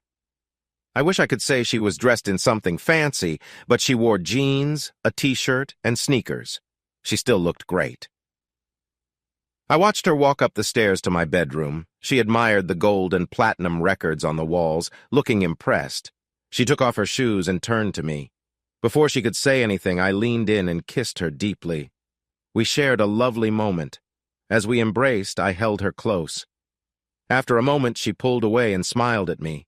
Then she playfully took off her t-shirt, giving me my first look at her figure. She was just as beautiful as I had imagined, with curves that suited her perfectly. When her pants dropped, she spun around and bent down to remove them. I couldn't help but admire how she looked in front of me. I felt something drip down my face. My chest felt tight, my hands shook, and I felt dizzy. So, as I walked out of the office, Chris and Ryan caught up with me at the elevator. "Are you going to be okay?" Ryan asked. I laughed. "Honestly, I have no idea. I'll just keep doing what I do and take it one day at a time." "We're here for you, Jordan. You know that, right?" Chris said. "I know. Let's just get through the show in a couple of days and see what happens." On show day, I was very nervous. I sat in the dressing room near the stage, staring at a bottle of whiskey on the table. Chris and Ryan were fixing their wigs, choosing long, fake hair over short hair. Thankfully, I still had a full head of hair. I didn't want to wear a wig. My hair was still black and looked good. Then I felt a hand on my shoulder again and looked up. "What's on your mind?" Jenny asked. "I'm just thinking about my old stage moves," I replied, not wanting to share my real feelings. "Okay, that's good," she said, picking up the whiskey bottle and pouring it down the sink. She grabbed a bottle of water from the cooler and handed it to me. "Thanks," I said, opening the bottle. Ryan winked at me, but I just shook my head. "5 minutes until showtime," a voice called from the door. My hands started to shake a lot. Chris noticed. He put his hand on my shoulders and said, "It's going to be okay. There are only about 100 people out there. We'll play for just an hour and you're going to earn 300 grand. Just breathe." I picked up my guitar, checked to make sure it was in tune, and took the biggest breath I could. My chest felt so tight that it was hard to get air in. I was far from calm. Jenny gave me a kiss on the cheek and said, "You've got this. You were made to perform. Go out there and show the world your talent." I smiled and kissed her back. "You know I care about you, right?" She smiled and replied, "I've liked you since we were kids." That made us all laugh, and we headed to the stage. The walk to the stage was only a short distance, about 10 feet down a hallway.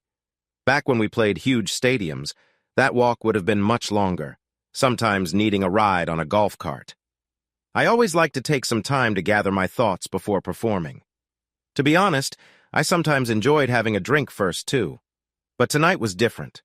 I hardly had a moment to give Jenny another kiss before I headed up the stairs to face what was ahead. I really hoped I wouldn't mess up too badly.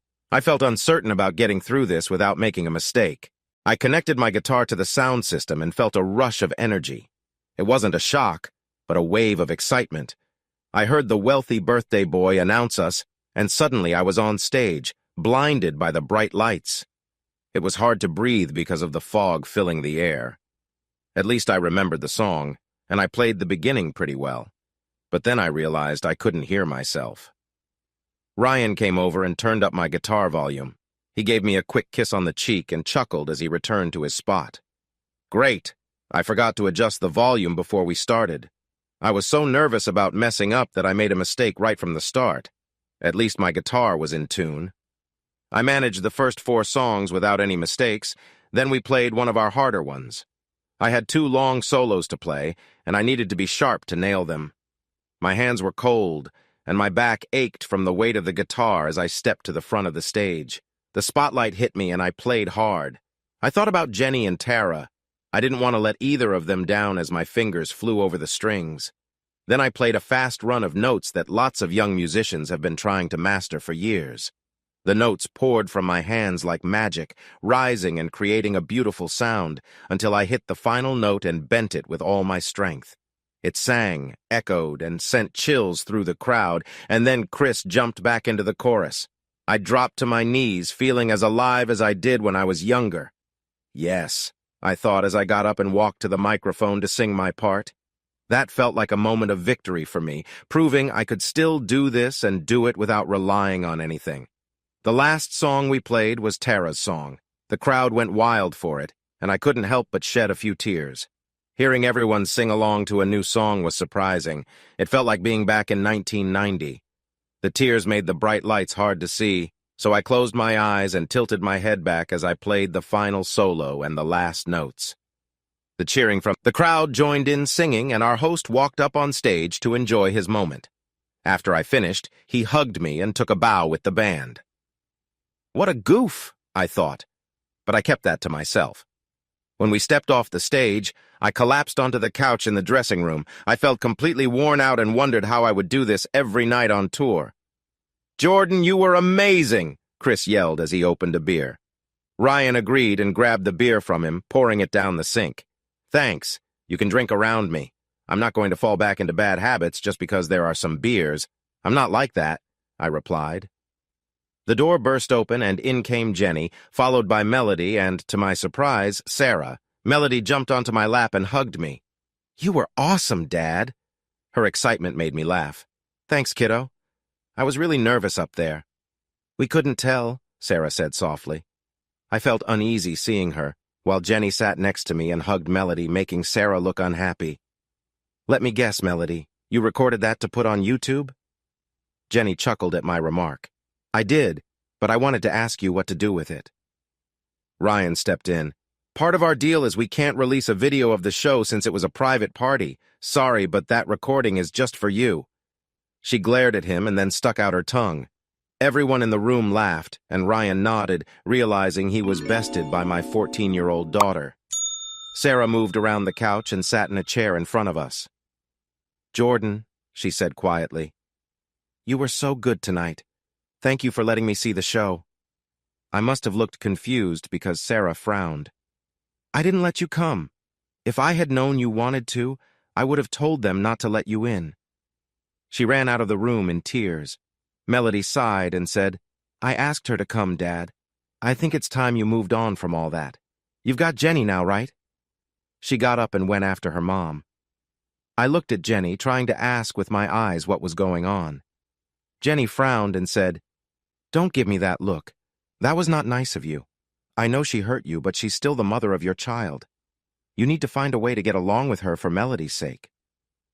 I shook my head and got up to pack my things and go home. I couldn't see how I could ever have a good relationship with Sara again. I knew I was being a jerk, but she was the one who hurt me first. Forget her. I was listening to the last mix of our new record when my phone rang. Chris and Ryan worked with an engineer to complete the final remix, and they did an amazing job. "Hi, Chris." "Hey, man. Have you listened to it yet?" I chuckled. "I just got it this morning. I'm listening right now. So far, it's great. They should have released it 20 years ago." "No kidding," he agreed. "Look, Ryan and I are both on board. Let us know what you think and we'll get it out. The label wants to put out 2 singles from it. I think I know which ones. Tracks 1 and 4, right? They sound pretty modern." He laughed.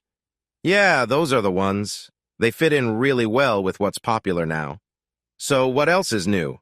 That's not the only reason you called, is it?" "No, we need to change our studio schedule for the new record. They added 6 more shows on the first part of the tour. It will start 2 weeks earlier, but we need to record the drums at Ryan's house first. We'll go to a studio a couple of weeks later." I laughed. "Anything else changing?" "Nope. You're still good with this, right?"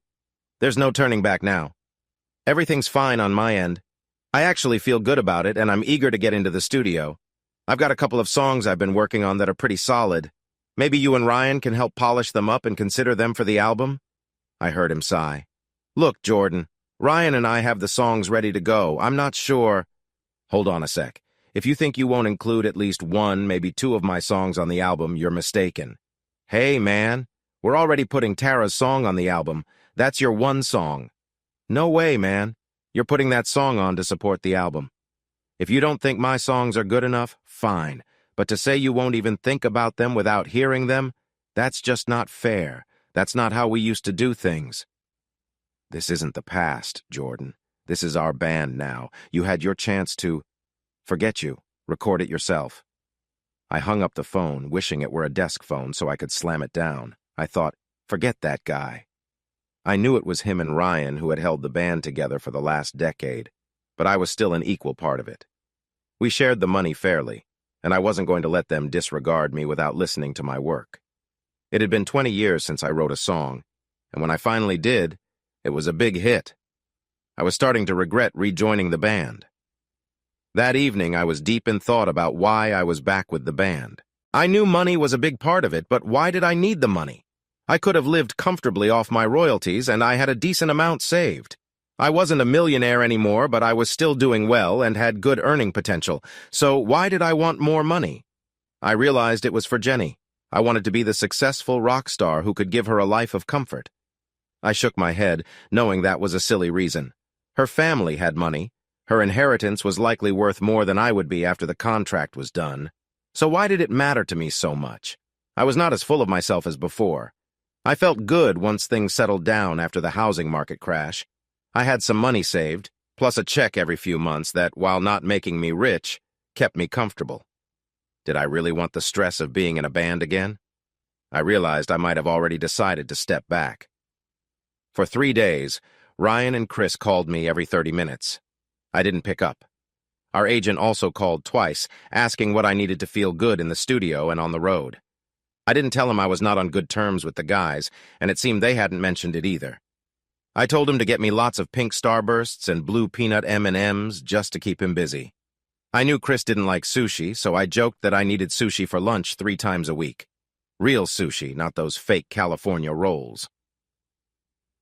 On the 4th day, my phone finally stopped ringing. It was Saturday, and I was watching old recordings from my attic with Melody and Jenny.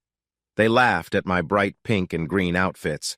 Thankfully, by 1988, Ryan and I had stopped wearing them and switched to jeans. Chris still wore those tight jumpsuits, trying to be like Steven Tyler. It annoyed me back then, but it was his body on display, not mine. The girls didn't seem to mind. He got more attention than any other guy I knew. At noon, the doorbell rang. Melody jumped up to answer it. "Dad, it's for you," she called out. As I walked to the door, I saw it was Ryan. "What are you doing here?" I asked casually. "I want to hear the songs," he said, walking in without waiting for an answer. He was still built like a linebacker, so I moved aside. I was definitely smaller. I closed the door, and when I entered the living room, I saw him hugging Jenny. "Hey, back off, man! We're going upstairs!" I yelled. I didn't really need to say that. I knew Ryan wouldn't bother her, and she wouldn't want to be with him anyway. I just wanted to make him feel awkward. "Sorry, man. Just saying hi," he replied. "Let's go upstairs." I hurried him along.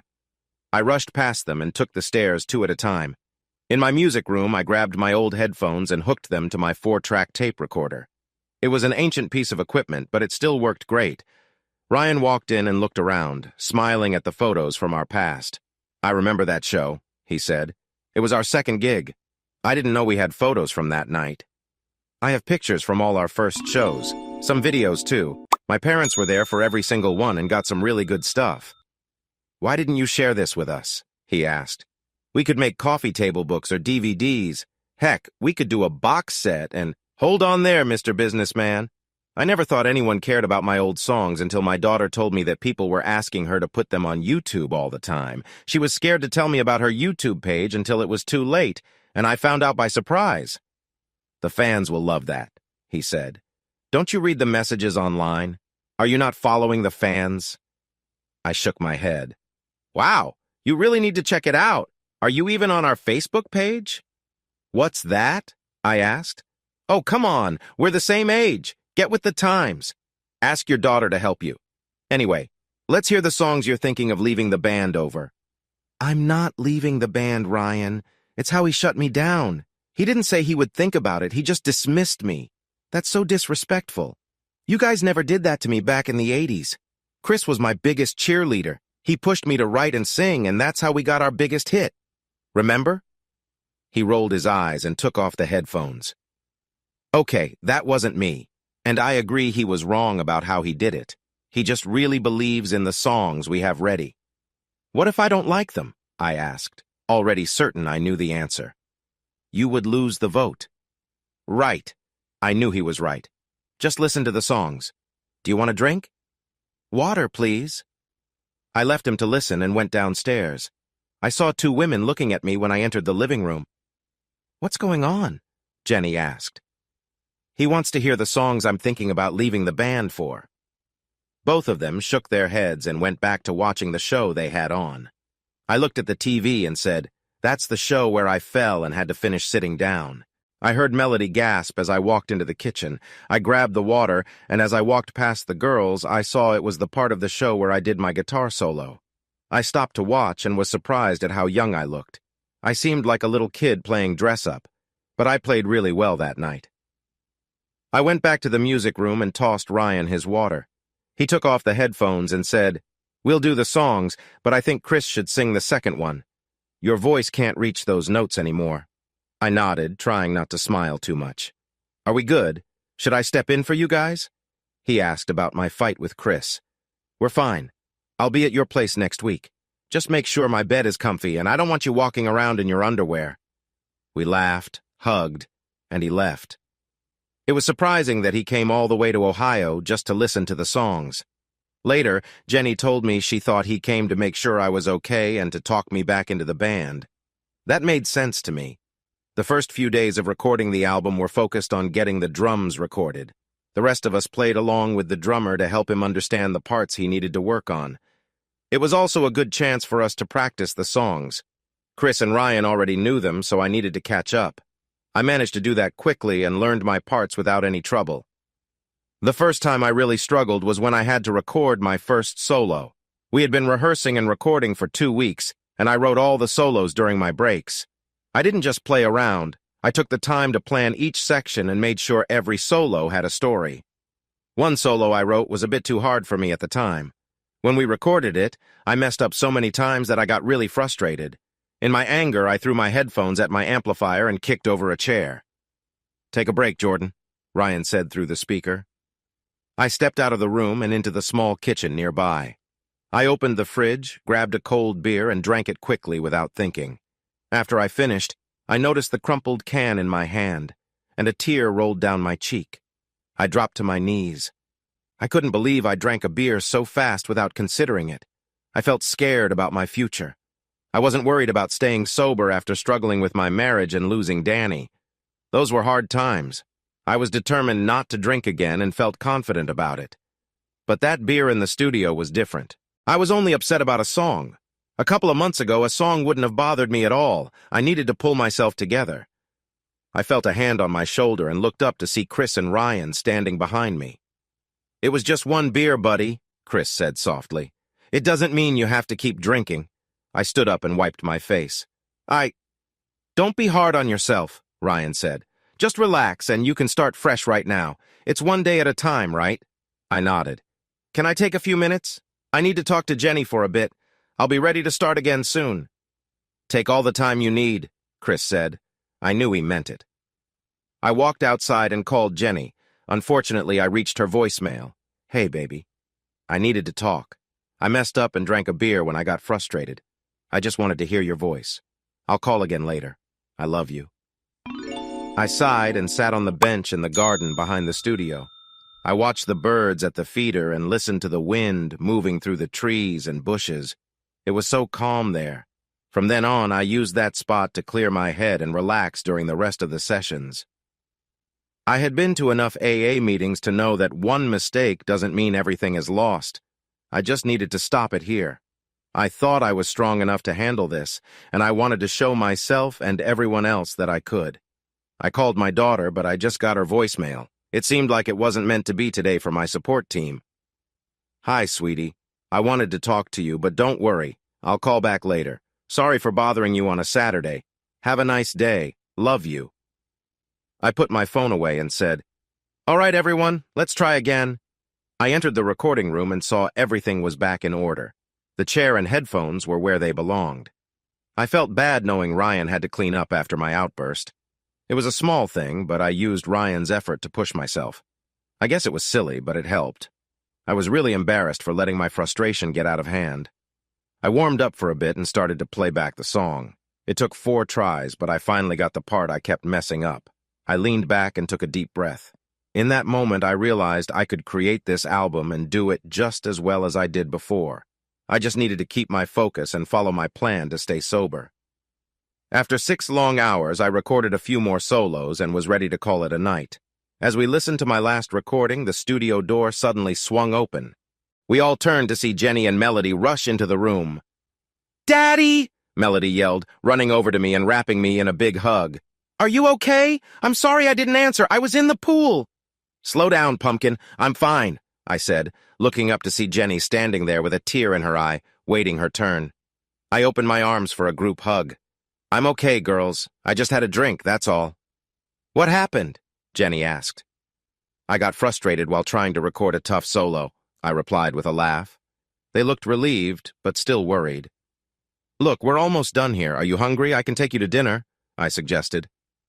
"I'm not sure I could eat," Jenny replied. My daughter laughed and said, "I'm starving. Can we get pizza?" Ryan joked, "You're in California, kid. Good pizza is hard to find here."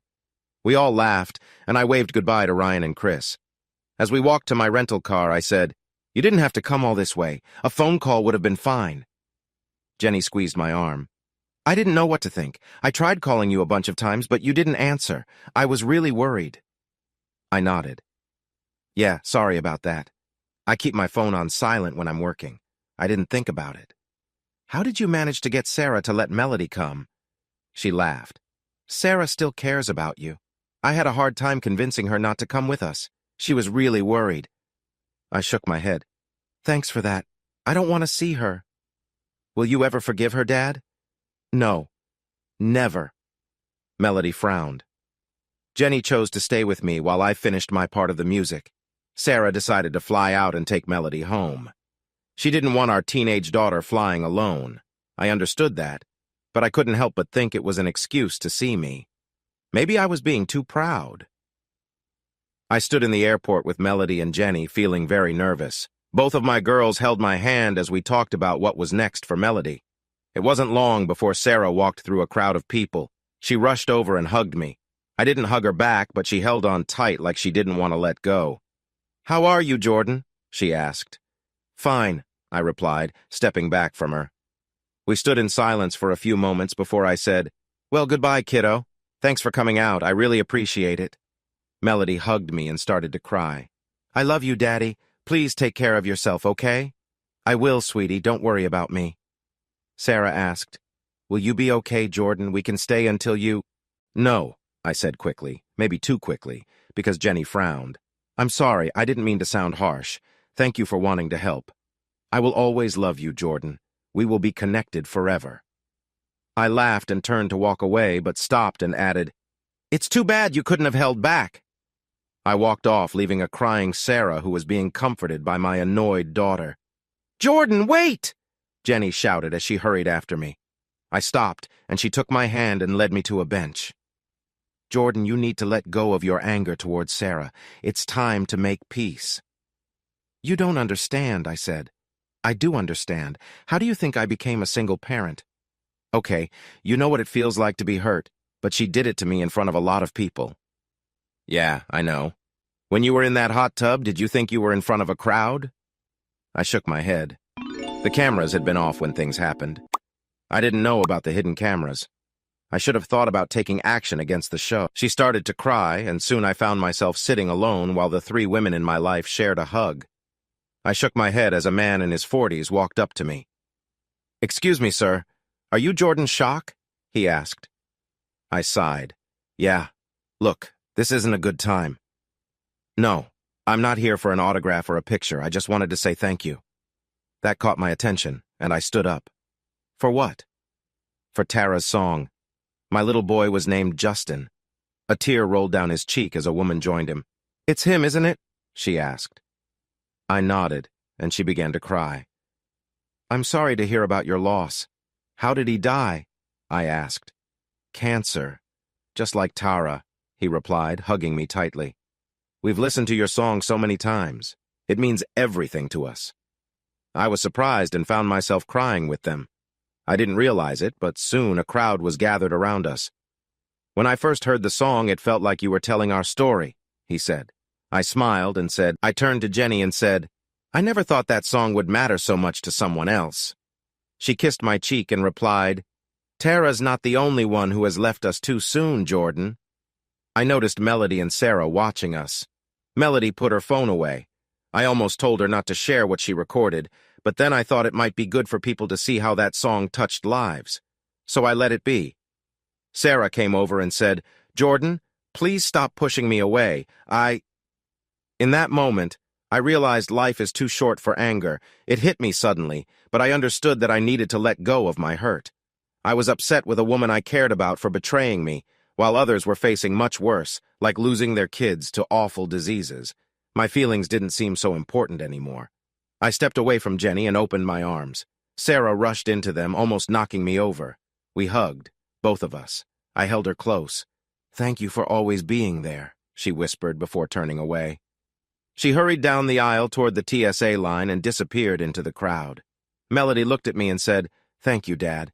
She has so many regrets, and I worry about her." We hugged, and then she ran off to catch her mother. I wondered when my little girl grew up so fast. I woke up to a bright Sunday morning. I checked the clock, and it was 6:40 a.m., just 5 minutes before my alarm was set to ring. Is there a worse feeling?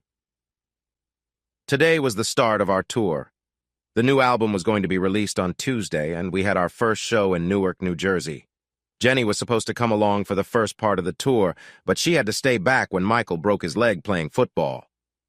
It was tough, but I understood. Her son needed her. A week ago, when I found out who was opening for us on the first part of the tour, I almost quit. It was Wild Punks. Chris told me it was fine because Jimmy Grant wasn't their singer anymore.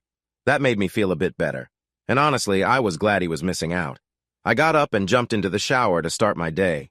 After I dried off, I looked in the mirror and felt good about my reflection. I was looking at a man in his mid-40s. He was in pretty good shape and was on the edge of getting another chance to shine. I wasn't sure if I wanted to be in the spotlight again, but I knew I would have to deal with it if it happened. I was up early because we had a press conference, and I needed to be part of it. It was just the 3 original members speaking, so it would seem odd if I didn't show up. After breakfast, I walked to the smaller conference room they had set up for us. It was nice to be away from the press and fans for a bit. Chris and Ryan were already there, along with some folks from the record company. "Jordan, come here!" Chris called out when I came in. We greeted each other and sat down to talk about the press conference. "Jordan," Chris began, "we know you don't like this stuff, so we'll handle most of the questions. We'll answer the general ones, and you can just reply to what gets asked directly, okay?" "That works for me," I said. I really didn't want to speak with the press, and this was perfect. I thought no one cared about me anyway. Our manager called us to the next room to get started. We sat at the table and waited for the press to come in. I was surprised by how many reporters were there. I later learned that 50 news outlets had received passes. I wasn't paying much attention while pouring a glass of water when the first question was asked. I heard some whispers in the room, and Ryan leaned over and said, "Don't answer that. Just ignore them." I looked at him confused, trying to understand what he meant. Then I heard the question again. "Jordan, how do you feel about Jimmy Grant opening for you on tour after he got together with your ex-wife?" I glanced at Chris and Ryan, but they looked away. They knew about this and hadn't told me. I felt angry. I turned to the reporter and said, "What are you talking about?" He grinned and said, "Jimmy Grant is back with Wild Punks as of yesterday." I looked at Ryan and Chris again, but they wouldn't meet my eyes. They knew, and I was upset. So I asked the reporter, "Can you confirm the rumor I heard that Jimmy Grant is having some trouble in that area?" Ryan and Chris shook their heads while other reporters laughed. "I'll tell you what," I said to the reporter. "When Jimmy Grant can come up here and show us his talent, I'll share my thoughts on him being the opening act for our tour." I could hear snickering among the press. I didn't care. "So, Jimmy Grant is back with Wild Punks, huh? That's great. They're so not good that they're opening for us. You should ask him how it feels to open for someone better," I said casually. Then, I stood up and walked out of the room. I was done with them. They don't get to ask me those kinds of questions and just walk away. Our manager was in the other room, and I went straight to him as soon as I saw him. "If that band isn't off the tour in 5 minutes, you better find a new lead guitar player." "Jordan, we can't. They signed a contract." "I don't care. It's them or me. Chris and Ryan better have a good reason for not telling me. They clearly knew, and you did too. You've been dishonest with me, and I'm done with you as my manager. In fact, I might just leave the band if you're still around. You need to go." I walked out and managed to get into an elevator before the press found me. I couldn't believe Chris and Ryan let me get blindsided like that. They must have known it would come up. It was too big of a story. The worst part was that the reporter didn't even have the facts right. I left Sara. Jimmy didn't take her away. Once I was back in the safety of my room, I started to pack my bags. I never unpacked when we were only in a city for a night or two. I just lived out of my suitcase. I had to pack my guitar and the sheet music I had spread out everywhere. There was a knock on the door, and I shouted, "Go away!" I wasn't in the mood to deal with anyone. Then my phone rang. It was our manager. I answered and yelled, "What do you want, Steve? Open the door. We need to talk about this. Leave me alone, or when I open that door, my fist will say hello for me." I hung up and sat on the bed. I tried calling my lawyer, but it was Sunday, so he didn't pick up. I left a message telling him to find a way to get me out of my contract with that terrible manager. I also wanted to see if I could break my deal with the record company and the tour management, just in case Chris and Ryan didn't have a good reason for putting me in that situation with Jimmy. Then I got a text from Chris that said, "Come to my room. We need to talk." There was no way I was going to his room. He would have to come to mine. Nope. Come to mine or no talk. I knew it was childish, but I needed to speak with them. A few minutes later, there was a knock on the door. I let them in and waited for an explanation. "You didn't have to walk out of the press conference." "You made us look bad," Ryan started. "This only made me angrier." "I made you look bad? That's what you're here to discuss? Forget you and Chris.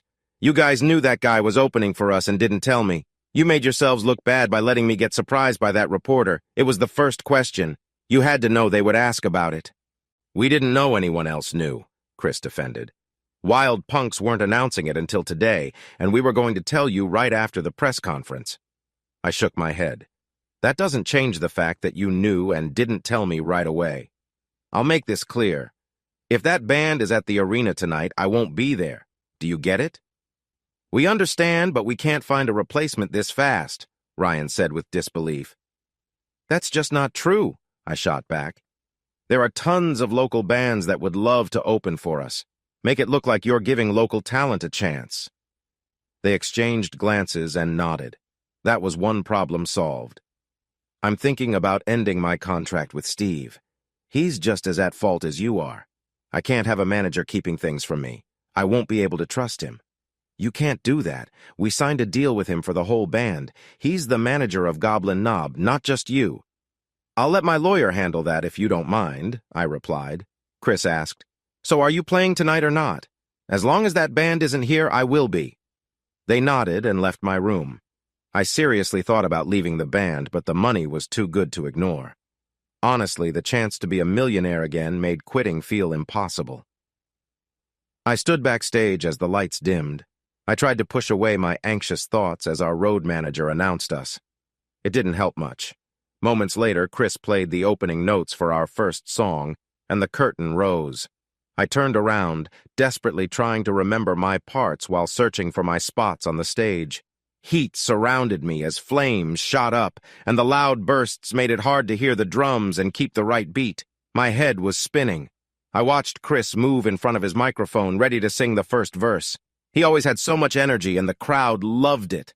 The audience cheered and sang along. Finally, I found my place at my microphone to sing the background vocals. At least I could breathe. I was hitting the right notes, singing the right words, and I hadn't tripped. It was as good as I could ask for. I felt the rush from the cheering crowd of 20,000 people in front of me. Unless you've been on stage, you can't understand how it feels. It feels like a wave pushing against you, filling you with energy. There's no feeling like it. We finished our opening song and smiled at each other. We knew we had done well. The rest of the show went perfectly. They were right, and I couldn't fire the band's manager.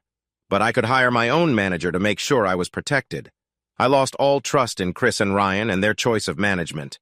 To make it worse, I was outvoted 2-1 on every decision. This caused some division, but nothing we couldn't work through. The tour went on, and when she could, Jenny joined me on the road.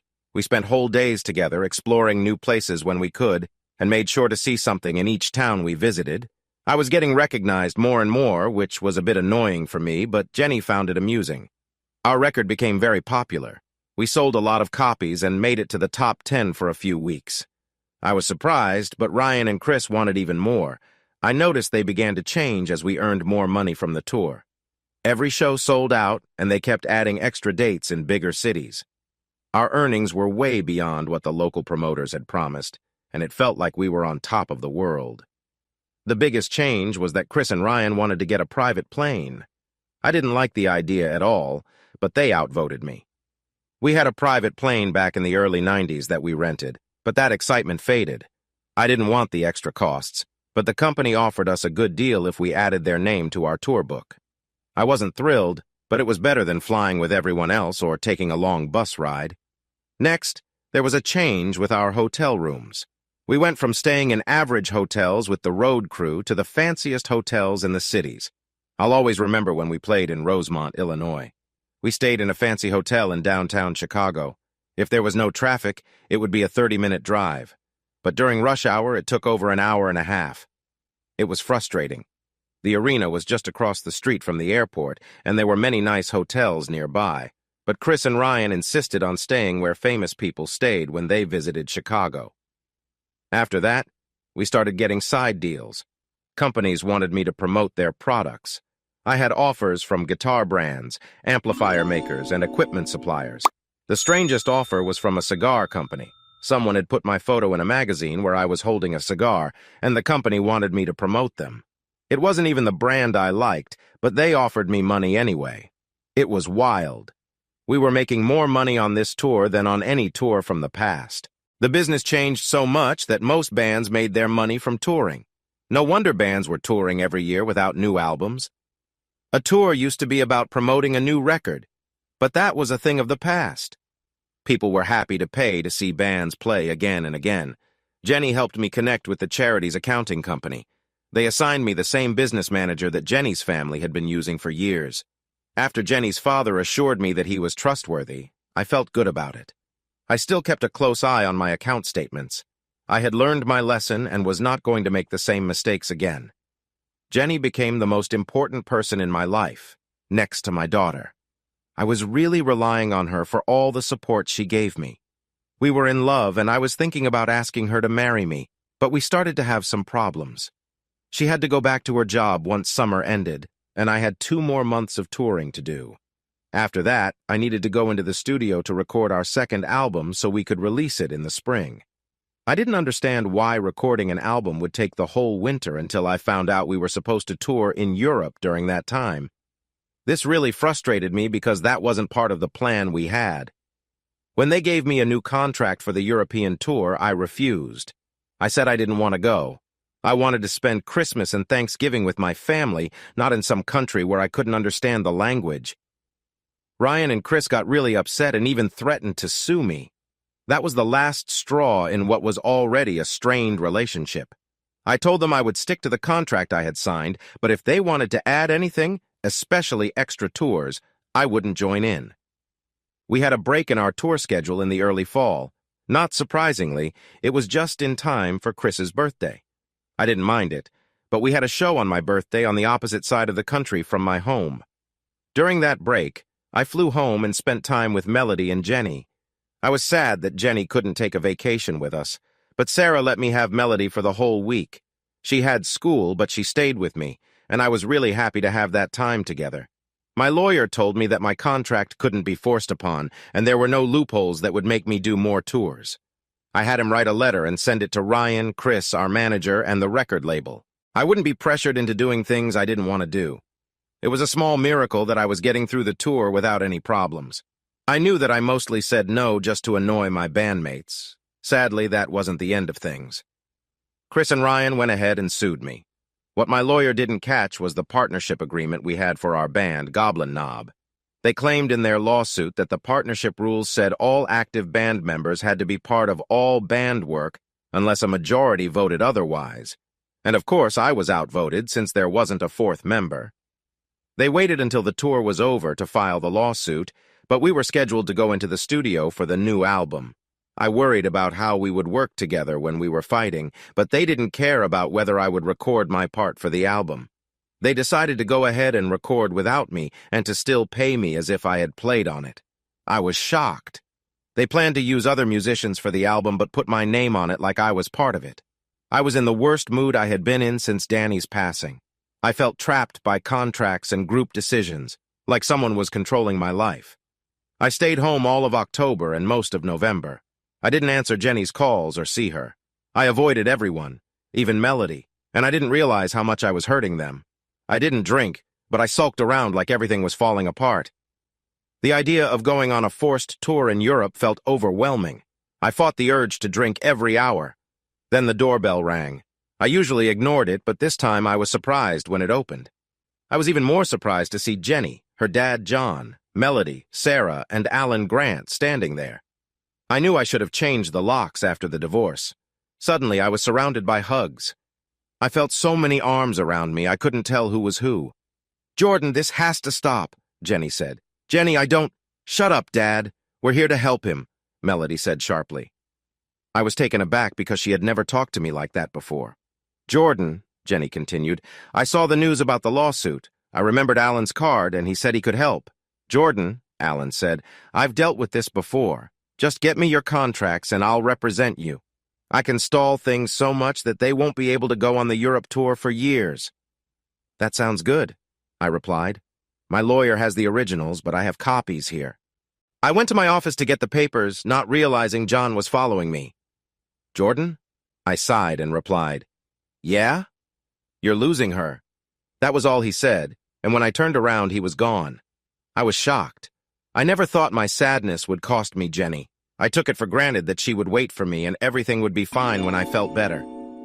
I gave the contracts to Alan, and he and John left. Before Alan went out, he said, "Jordan, I mean it. Whatever you need, I'll be there. Don't forget that." He smiled and winked before closing the door. Sara and Melody were chatting with Jenny when I said, "Jenny, can we talk upstairs for a minute?" She was upset but agreed quickly. I knew she was ready to let me have it, so I followed her up the stairs. Once we reached my bedroom, I closed the door behind me, and she kissed me deeply. Her kiss felt intense, and her hug was tight, as if she feared she wouldn't see me again. But just as suddenly she pulled back, struggling to catch her breath. I said, "Jenny, I'm an idiot.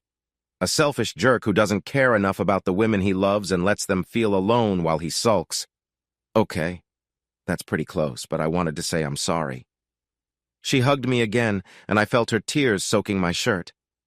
"Jenny, I've been waiting for the right moment, but I really don't want to lose you." I took her hand and led her to my bed. "Please, sit down." I opened the drawer of my nightstand and took out a small bag that held an even smaller box. When she saw the box, she gasped and started to cry even more as I opened it. "Don't cry, Jenny. If it's too small, I can get you a bigger one." She playfully hit my shoulder and stretched out her left hand.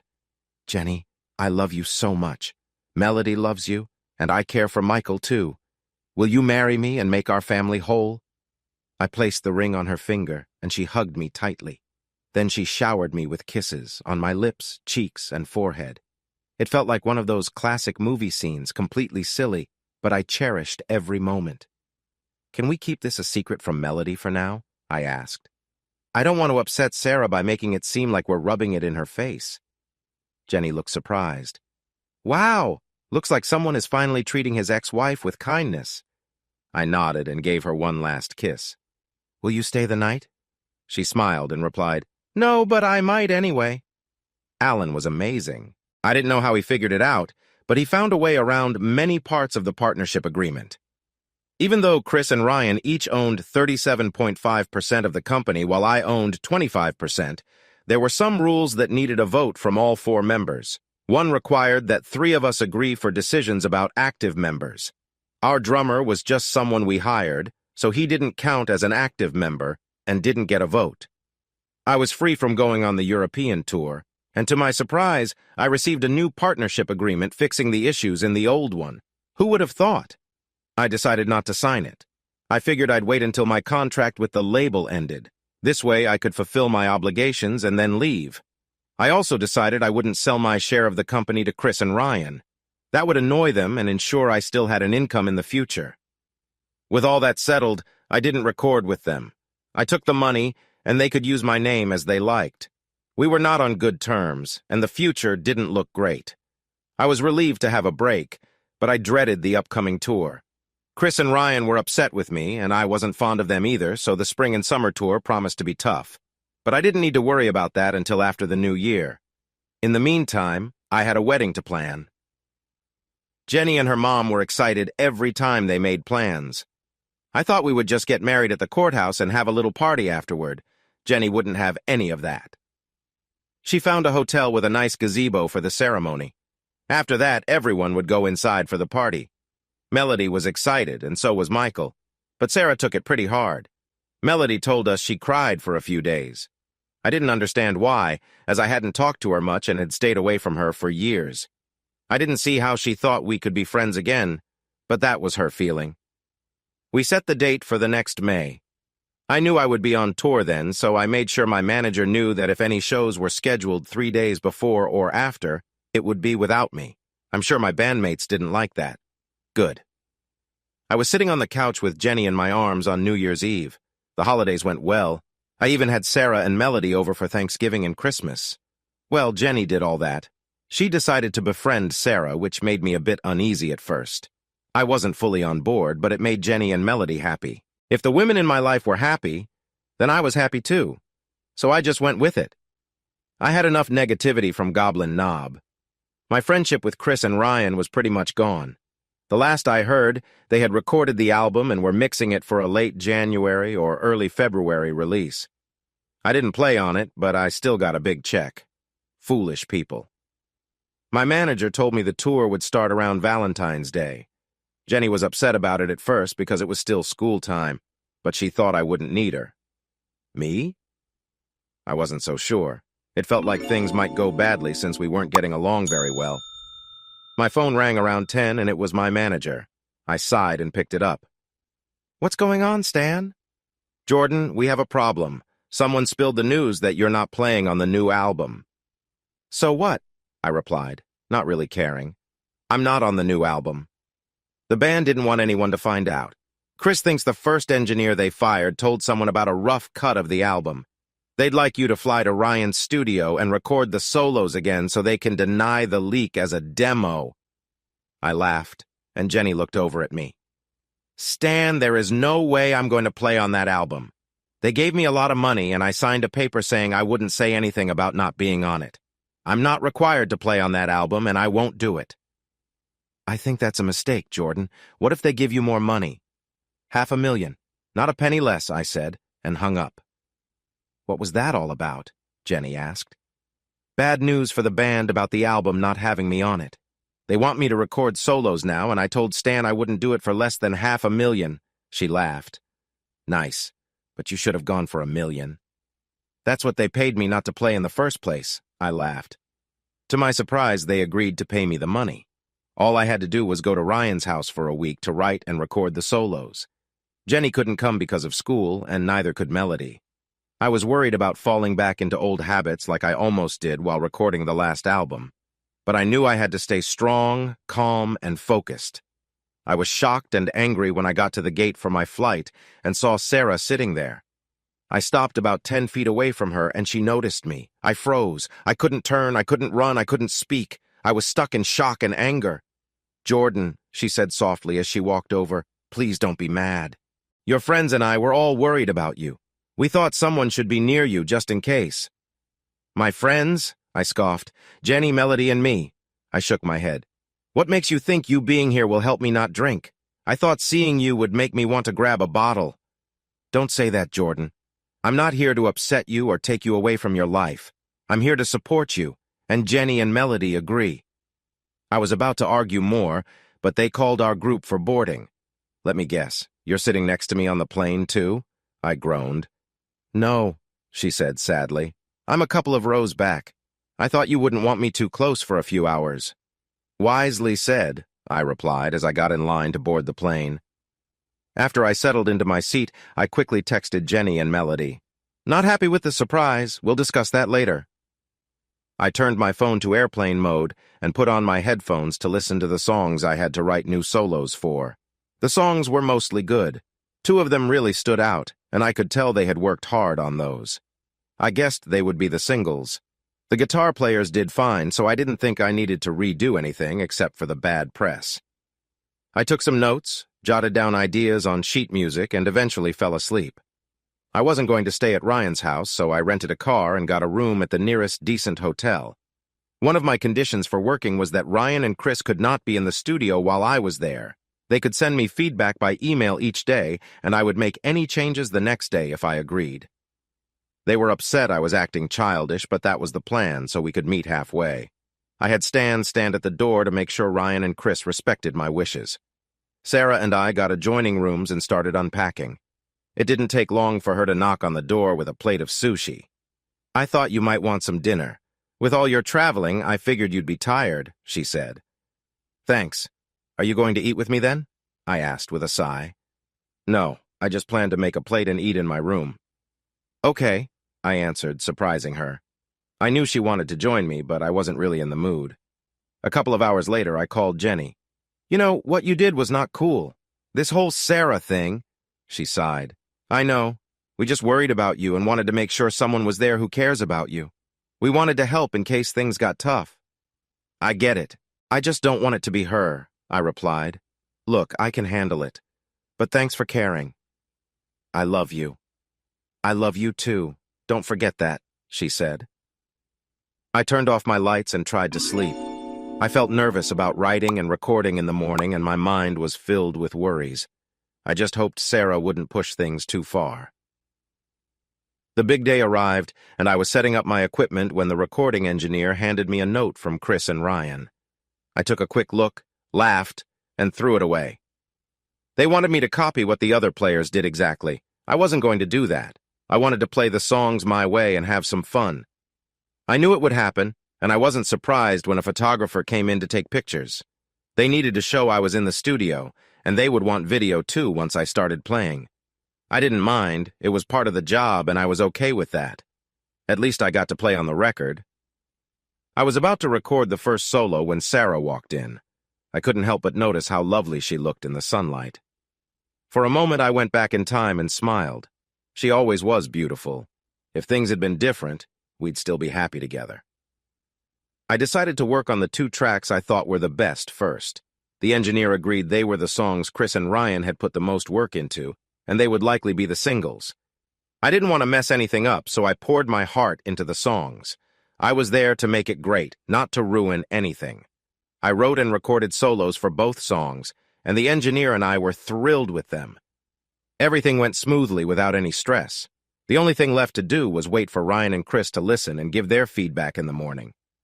What I didn't know was that Sara recorded everything that day.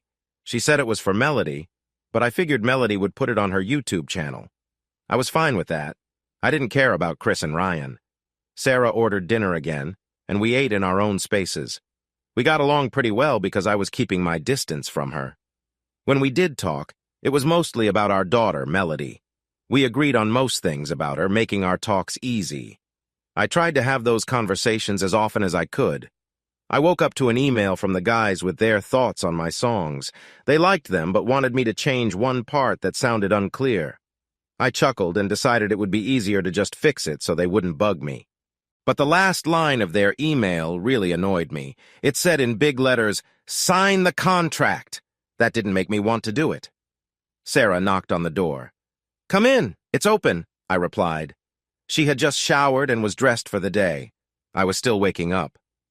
"What's going on, Sara?" I wanted to know what the band said. She looked a little nervous, which was usual for her around me. It gave me a tiny bit of satisfaction, but that feeling was fading. "It was fine. They liked it and want me to fix one part. No big deal." She sighed with relief. Thank goodness, I was worried. I chuckled and said, "It's not a big deal. I'm going to shower and then head over, okay? Can we get breakfast first? I can order it while you shower." "No, I want to try that place we passed on the way to the studio.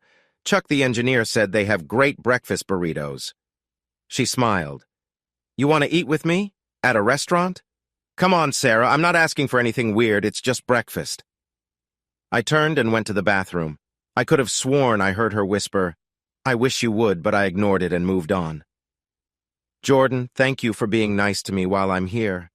"It means a lot," she said as I took a bite of my burrito. Chuck was right. It was delicious. I looked at her carefully and swallowed. Sara, I'm done with the past. I realized I can't keep holding on to that. It's weighing me down. I know it hurts Melody too, and I don't want that for her anymore. Whatever the reason, thank you. I'm just sad that you can't find it in your heart to take me back. I laughed, but she didn't. Sara, come on. That's not going to happen. I'm happy with Jenny. You need to understand. You made the mistakes, not me. A tear rolled down her cheek. I know, my love. I know. I'm just glad we can sit here and talk. Somehow, I didn't believe her. The second day went better than the first, and I was able to record solos for 4 more songs. Things were looking good, so when we got back to the hotel, I asked Sara to go home. No way, she said sharply, typing on her phone and tossing it onto the bed. We only have a few more days and everything is going well. Let's not mess it up. Jenny called before I could argue more. Jordan, let her stay. It will make us feel more at home.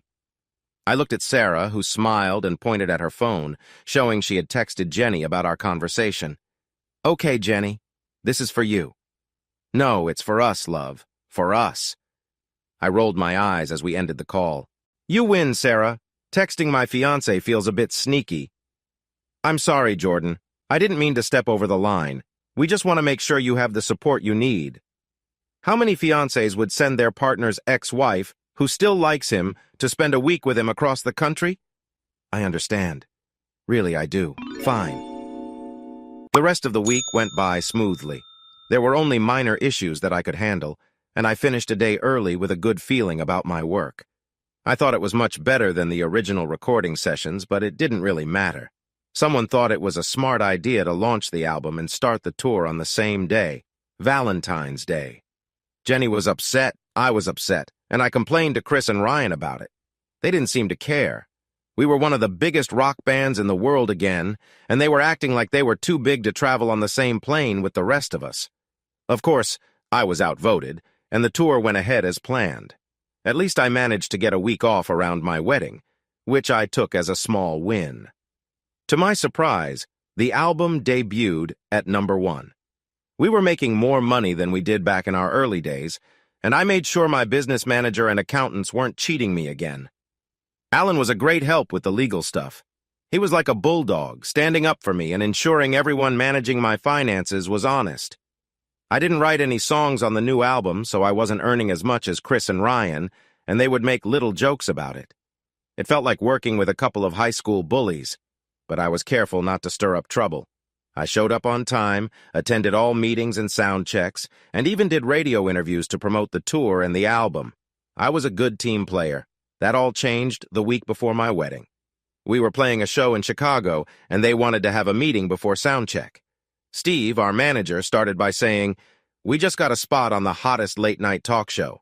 This will help us reach a new audience and could get the album back in the top 10. Ryan and Chris were smiling, but they didn't ask any questions. I realized then that this was a trap. When? I asked. Friday, Steve said. I didn't reply.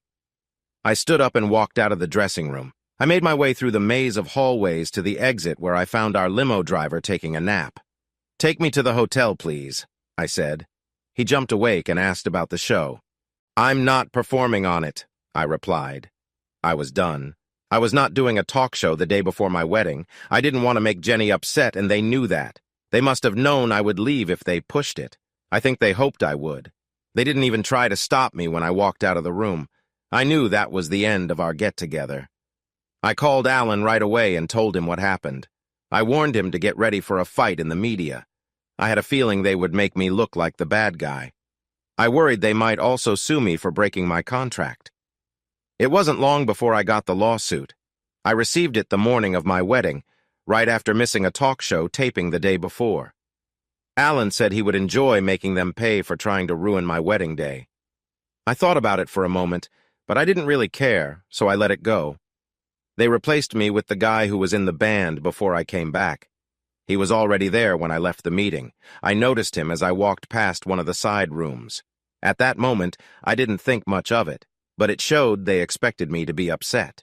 Alan said we could use that against them for the lawsuit about emotional harm. The main issue in the lawsuit was my decision not to sign the new band agreement. Alan believed the original contract was still valid because of something called a severability clause. That meant even if some parts were not good, the rest of the contract still counted. I didn't worry about it. I just let him handle it. I didn't tell Jenny about the lawsuit until after the wedding. I didn't want to ruin her special day, and it was a wonderful day. I stood watching her walk down the aisle to the music of the violin quartet playing the wedding march. Tears came to my eyes. Her beautiful white dress fit her perfectly and had a little slit up her leg, stopping before her garter. The top was cut in a way that showed just a bit of her skin. She didn't wear a face covering, but her lace veil was lovely. She looked like the perfect bride, and I felt lucky she was marrying me. The air was cool and still, and the sun highlighted her face like a glow as I looked into her eyes and said my vows. When we kissed, I felt her lips gently touch mine, and all I wanted was to take her upstairs and celebrate our marriage. But we had guests waiting to congratulate us.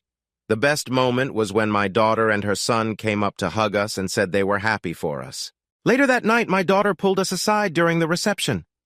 "Dad, last week a reporter from a gossip show called me. They offered me $5,000 for some pictures of the wedding." Jenny laughed while I shook my head. Jenny said, "I hope you said yes?" I was shocked and my face must have shown it. "What?" Jenny asked. "I feel great today. If Melody can make some money from a few fun pictures, I'm totally on board." Melody smiled and said, "I'm going to give it to the charity." I hugged her and told her how much I cared for her. Later, I sat at the main table and watched my friends and family dance. Jenny was dancing with her son, and she looked so happy. I smiled and felt content. I didn't need money to be happy. My happiness came from being with Jenny and Melody. Adding Michael and Jenny's family to the mix gave me everything I needed for a perfect life. I thought back to the last 2 years, going from being a regular dad with a simple life to becoming a famous rock star again.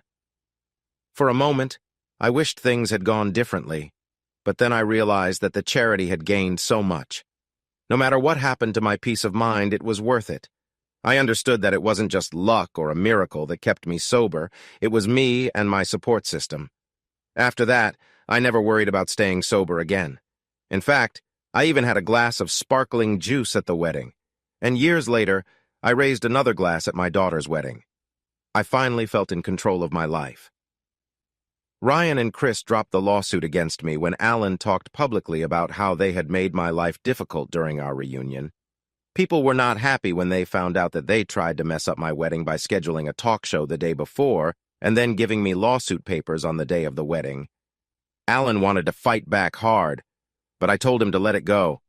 I was just glad to be free. I never had a good relationship with them after that. We only talked when we had to about band business. I still made money from the band name because they kept touring and making records. It made me happy every time I heard they were going on tour. It annoyed them that they had to pay me for doing nothing, and I felt good each time a check arrived. Sara met someone nice soon after my wedding and finally moved on. They didn't get married, but they were happy together, and that was what mattered to them. I could still see some sadness in her eyes when we were in the same room, but she never brought up our past. About a year after the wedding, I received a call from the FBI. It turned out that the person who took my money got sick and had to return to the country for medical help. He was shocked to wake up after surgery with handcuffs on. One of the nurses noticed his name and called the police to check. He was arrested, tried, and found guilty. As part of his sentencing relief, I finally got the last of my money back. The biggest surprise came when Goblin Knob was added to the Rock and Roll Hall of Fame. From what I heard, the record label paid a lot of money to make that happen. I chuckled when the band's manager asked me to join Ryan and Chris on stage. I kindly said no.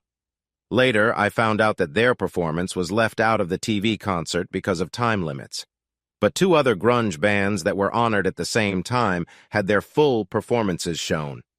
You've gotta love grunge. What's up, story lovers? This is the Story Guy, and if you're hungry for crazy tales and mind-blowing narratives, you've come to the right place. Don't forget to smash that subscribe button so you don't miss out on our weekly dose of crazy cheating stories, fun fiction and gut-ripping comedy from around the world. But that's not all. We also create our own original stories, and trust me, you won't find these anywhere else. Want even more spine-tingling reads? Head down to the description and grab our exclusive story collections. Thanks for watching, and I'll catch you in the next video.